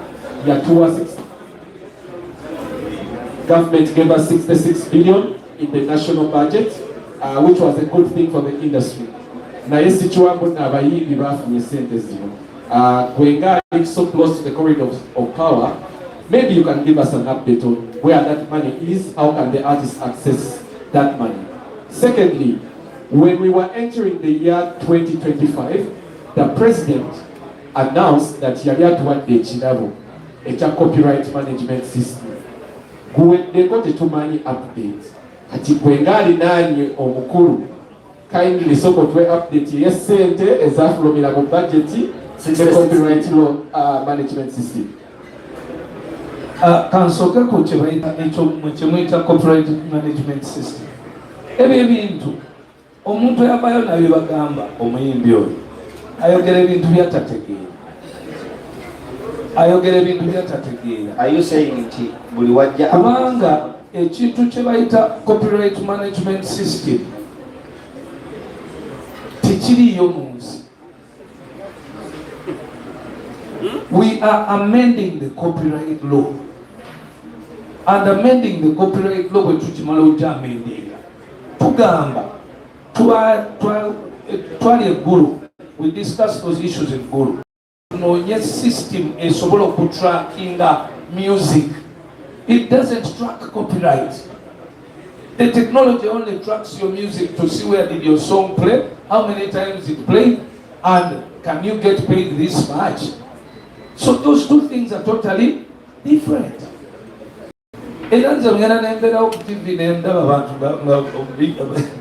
But anyway, now again, that technology requires a lot of things. It requires hardware, because I came up with that factor tree. If you go on the internet and remember when over 10-15 years ago, I created what I call a factor tree. Factor tree ye government of solving in connections. Mandates is a music, it is entertainment, it is 9 domains. Remember, I'm a member in the UNCC.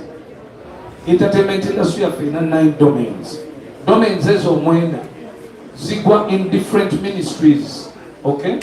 Naye amateeka okukyusa etteeka lya copyright lino wabbali kitegeeza olina okugenda mu mandate eri mu genda omala ogende mu ICT omala ogende mu URA because bebakwasaganya emisolo omala ogende mu education omala ogende mu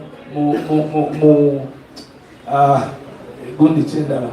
So okusobola okukwasaganya all those entities ne ziba nga totataganyiza gavumenti bwekola, because bw'oba okyusa etteeka limu mu music li affecting and collecting ya sente mu URA kati wa URA lijja kugamba kino nze temunsumbuwa nze collecting ki musolo sokondage bwembanga omusolo guno bwe munsumbuwa guno nesigufuna ngenda kufunirawa so boyina okuddayo n'olaga wa URA wagenda okufunira nojja ku kyempisa culture okay nojja mu ministry ne bateekawo amateeka kati ogundi yaleeta Computer Misuse Act okay enyimba ezivuma ebyo byonna bijjamu eziwebula so okwamendinga copyright nga yo it is its own side then okola system eri technology oyo nakyo kirala so technology oyo government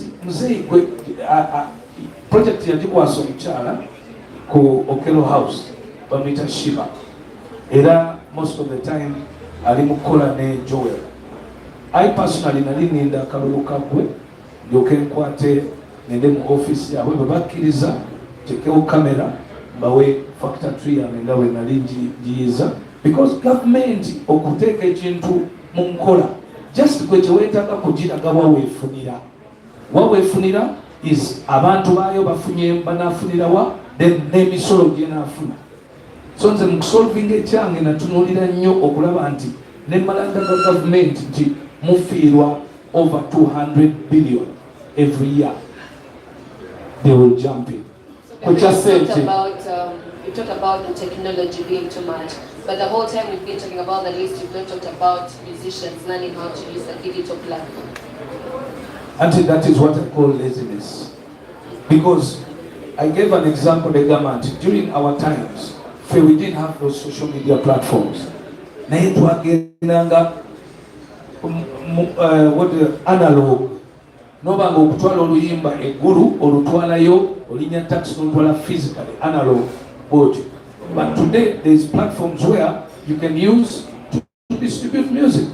But artists are very lazy. Actually, that's why you find managers very, very tough on artists. Because you find an artist cannot even go down on their phone and write down radios or search radios in Kenya, get into their DMs and send their music. They can't. No sana muntu abera awo. Joshua Baraka juzi last year he organized a gig. Yeje na namba going to organize a gig. Then we okay, cool. But I'm going to put it in this place. I take a Mugolo. Nandaga app. Yachingamba kusawa nyaku macha. Trying to shoot a video.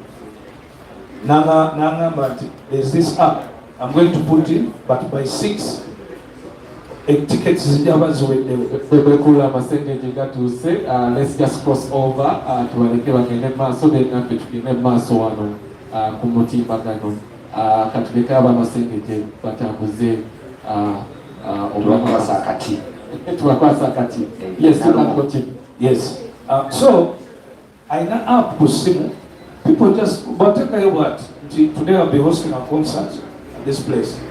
Guys just book and say book. But most of the time there some gigs abana batoze bakola nogamba yi enonga sagira before bagiranga naye ngejjudde okitegedde. So young artists are not being creative enough or hardworking enough okuba nti ate ebintu ebiri naye tebabikola ki, they're not using them.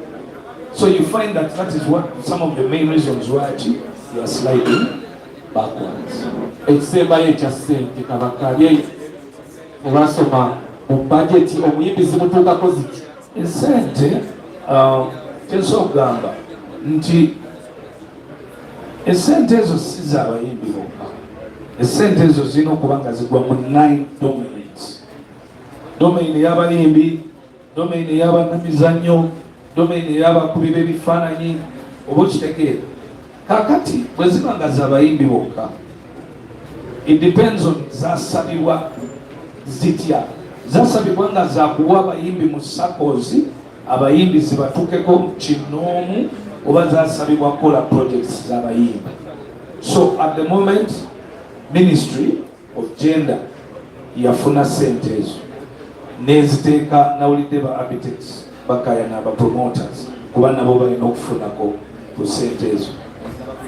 Ministry is take up yesterday I hear oba ku bigundi za military circles kati ba promoters ne baba nga batyogendayo okujjayo sente. So I don't know surely what the money was meant for, but as long as it is circle money, then it is supposed to be borrowed by artists and used by artists. Indirectly, President wants to support artists or the creative sector financially. All right, thank you so much. We'll be cool with you. Yes? Waji? Oh, okay. Eddie Rose.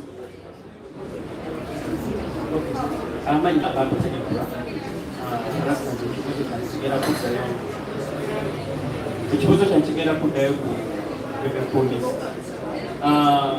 ku bantu bonna b'osomye ekitaliko ku list education, why this kind of tabateeko ku list yo ate nga koze Naawe no list yange, it's my opinion, and those are the people according to my opinion who worked.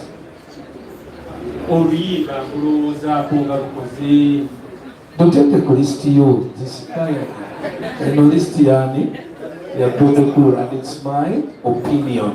Tolaba nkiteekako nnyo wali. Everyone has their opinion and anyone can. Mbalabye mukoze discussions ebiki list zammwe, it's okay, you can give, but ene ya Bebe Cool opinion yani ya Bebe.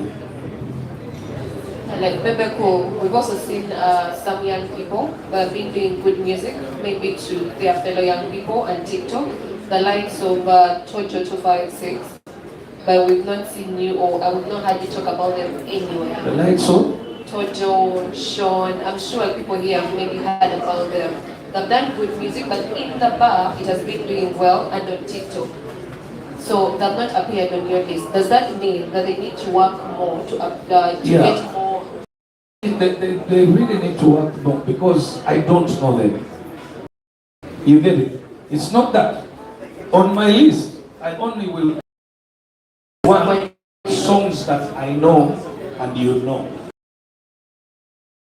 So talking about, you know them, you know their songs, I don't know the songs.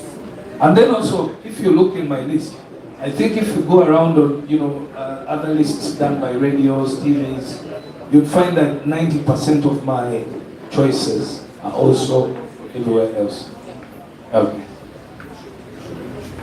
Good evening to everyone. Amanya Wamita Abe, District of Uganda. Ekibuzo kyange Bebeko. Well, tulaba list eno ebaddewo for quite some time. Omuyigi asobola okwebuuza ye nga Elijah Kitaka gw'osinga kwegwa ne number one afunye atya mu list yo? List eno okugifulamu because of the moral authority that I have as a legend, the longevity, the trust in Nambantu. When Violin Amati Elijah Kitaka is good, the public will agree and it will receive Elijah Kitaka well. So what you have from so that engeri gye tutalina awards omuntu abenga emirimu gye emirungi gisobola okusiimibwa in that way by legends supporting and telling people, oh guys, you know what, this is a good artist.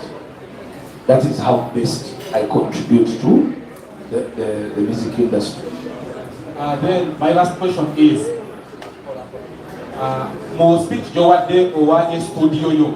Well, unfortunately, Jotali, when Wadi Kolo, President yebuuza nti nga studio teyamanya what happened. Era n'abayimbi abamu baagobanga batabanyita maaso.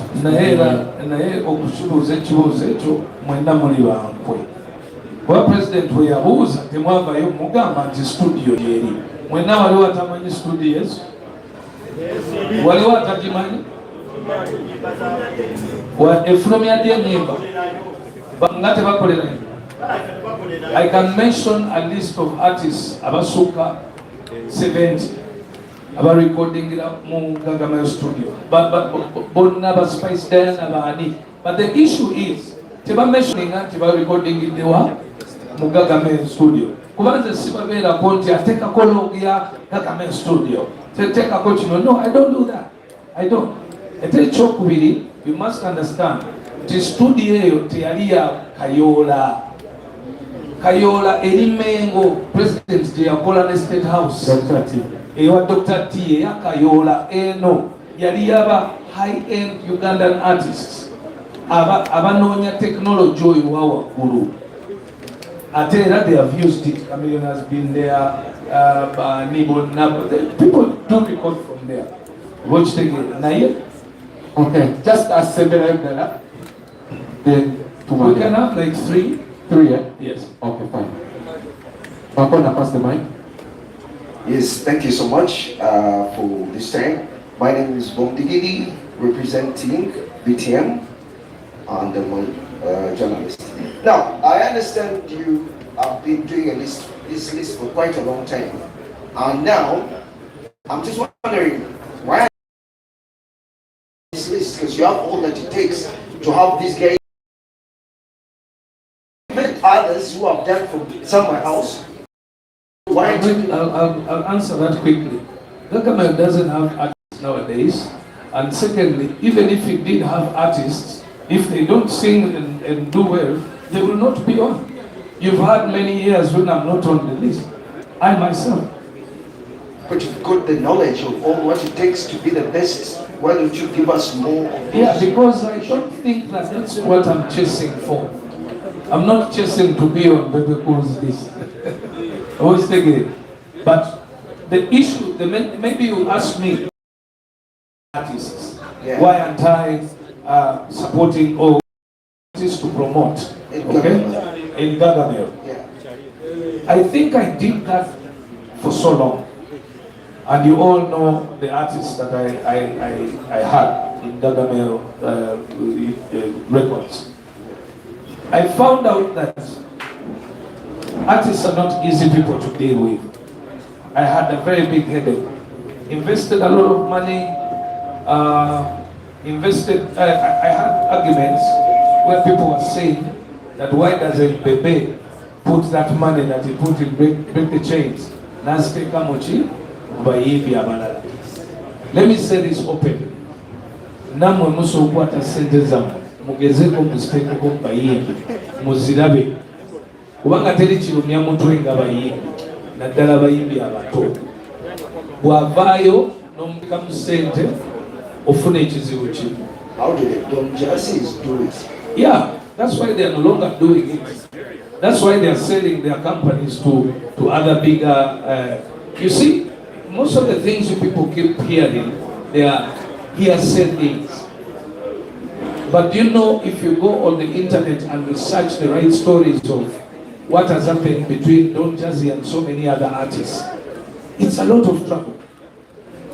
So, for me as Bebe, if I get a very talented artist, or a talented artist, actually what I would look for now in an artist is behavior. And then I shape the art. I'm not going to look for a talent. Because one of the things that has messed that issue has been Omuyimbi Afuka problem. Remember very well when I spoke about the Rema issue. I think you've seen those numbers of artists that I brought up. Do you know how long it took me to build that brand of Rema? And do you know what my target was? Oh, I will give you an example. I had a girl who sings Edith K. Do you know what it was? I had Edith K 2 times. I gave her a second chance. And we went to studio, we recorded 7 songs. And we went and recorded 2 videos. On the day of the second video, that's when I found out that she was pregnant. Which is not bad for her, but bad for business.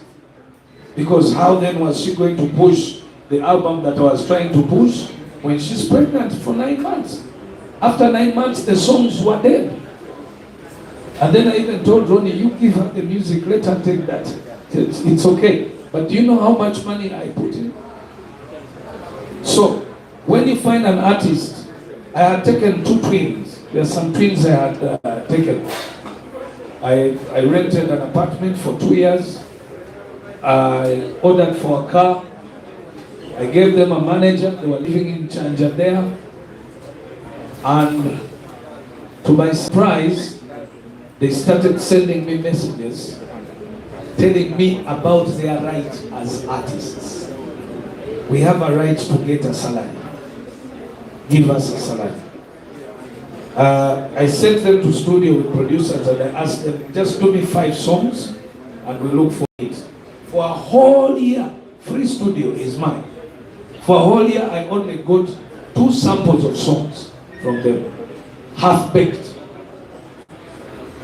So when you wake up in the morning and start blaming big stars for not being the Don Jazzies, try Don Jazzy yourself.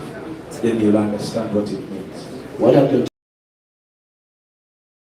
So the get to this guy couldn't do it because,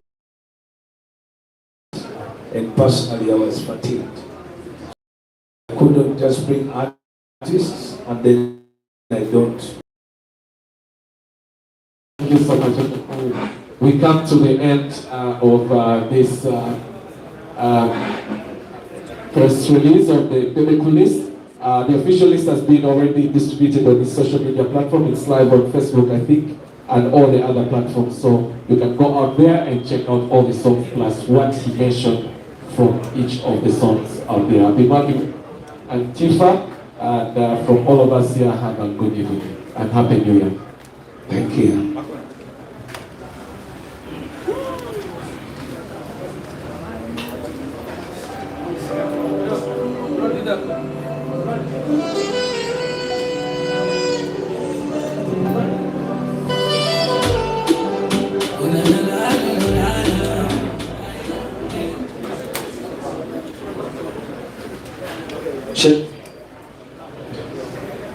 Yes, sorry, press members, Mulebe Kuroni, before we go.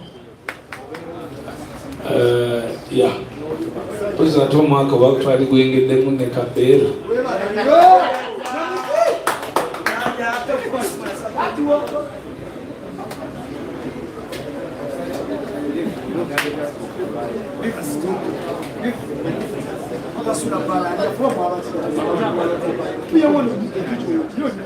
Ninako obuntu buno obw'eddoboozi ku ngoye nyinza okwogera ebyama byange ng'omuntu ate Bwana soke mujje mu bukime.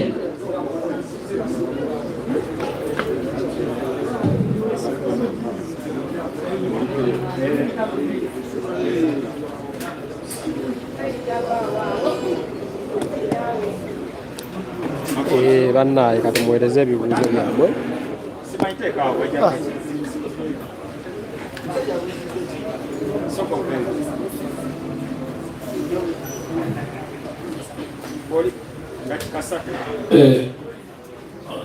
Omwami ono bamuyita Peter abakwate mu bannaye tubawe ku byokunywa banyweko omwaka gutandise mupieno gagameera ffe twekwata wano.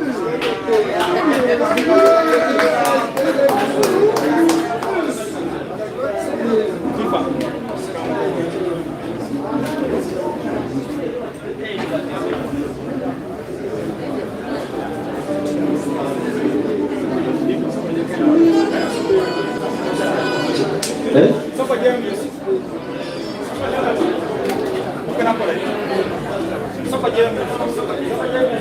dia music.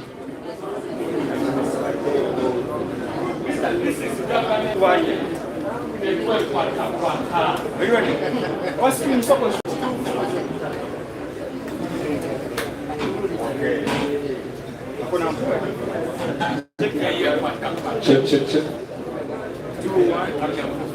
Amaseni extra Makona Brand of Uganda era nga bwe mukimanyi nti buli mwaka natukomekereza omwaka ate natumuyimbira Bebe Cool atuwa kibayita Bebe Cool's list olunaku olwaleero era kutusiibye nga tulaba ku biki byabadde atuteekedde sibo kuliko omwaka nawe kuliko bakona weeyagala oli bulungi twagala otubuulireko briefly ku Bebe Cool's list eya 2025. Yeah, Bebe Cool's list 2025 ebadde clear as in etandise ne Bebe myself nejja ku Joshua Baraka nereeta Kitaka Elijah nejja nereeta Kapeke nereeta Vinka nereeta Shiba nereeta Mwala Tracy Melo nereeta Final nereeta Alien Skin ne Nax nereeta Cindy ne 256 nereeta Sododo musajja waffe Neil Puzzle nereeta Uncle Chumi nereeta Nando Love. Yani King something. Yes. Yeah, so issue eri nnyo ku nsonga nti quality ya music eri ekyaka ne namba yazo ayagala okukiagiringa akebere ku list ez'emyaka ziri mutandika okukomparinga ennyimba ezo zonna ezajjanga zibeerako kijja tuyamba okulaba wa we tuba tuimprovinga. Ebbanga lyonna ng'okola Bebe Cool's list obadde ogamba nti oteekako ennyimba z'olaba nti zisaanidde okugendako not bubblegum music but this time around tulaba kuliko ne ze bayita bubblegum music. Wati abantu bwe balonda Bebe Cool's tebeera biased, abantu kye bakkiriza kye kigenda. Ezo ennyimba ziriko abantu bazikkiriza despite the fact nti bubblegum music naye abantu bazikkiriza, so toyinza zero business idea y'omuntu toyinza gibitinga bweba ewiniza. So just tulina okukola is tulina okwongeramu n'endala ez'amagezi ziwere kati n'abazikola balina okuyiga engeri gye bazaagaza abantu.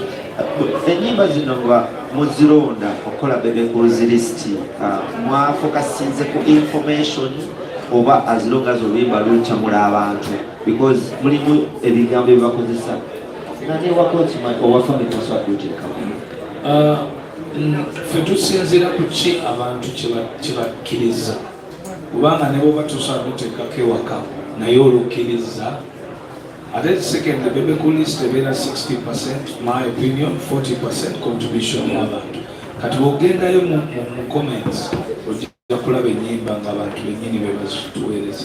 In my surprise oyina family emu gy'ogamba nti tebalina talent okimanyi bulungi. Sigambe tebalina, ngamba nti waliwo abasinga tebalina talent. Ngamba waliwo asinga obutaba na talent. Okubeera ne talent mubo that is Dax vibes. Guno mulundi gwakubiri nga apiyalinga ku list yo kyanjawulo ki kyalina? tewali just abantu bakkiriza music abantu kubanga okugwa ku Bebe Cool list kitegeeza nti abantu bakkiriza oluyimbo, so tewali kiriawo kiranjawo, it's hard working, as simple as that.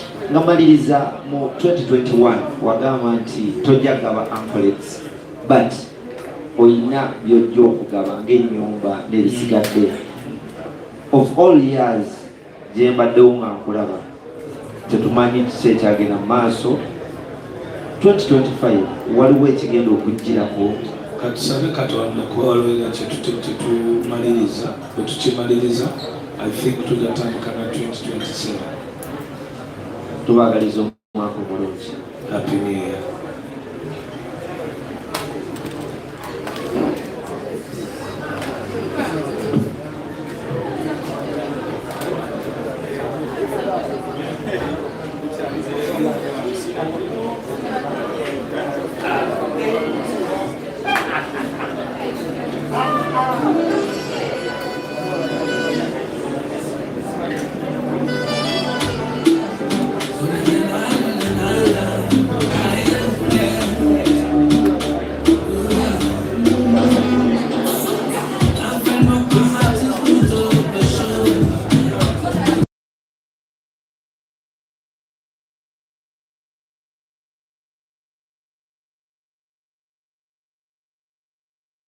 tukwagala.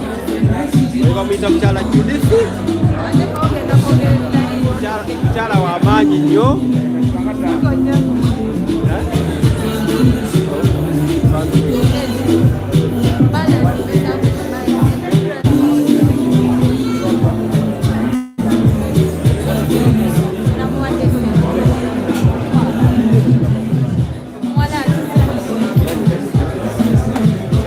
Bannange munsiibule muŋŋambe webale nnyo tuweereza.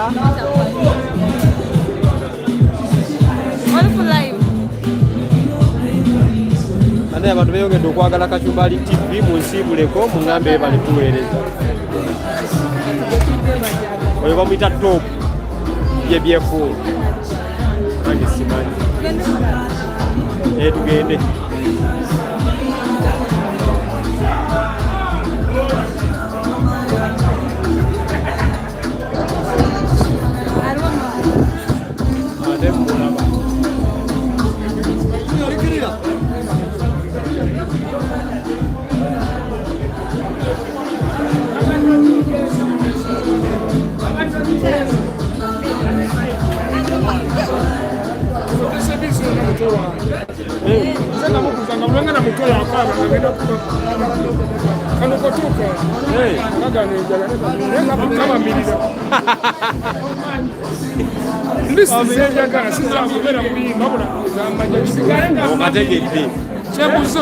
Majja amajja kiriya gajja amajja nedda ngamba wala kulisi abanasasula musajjawo noni yakirimu anti monga lisitegera lisi anti noni eyo lisi yalina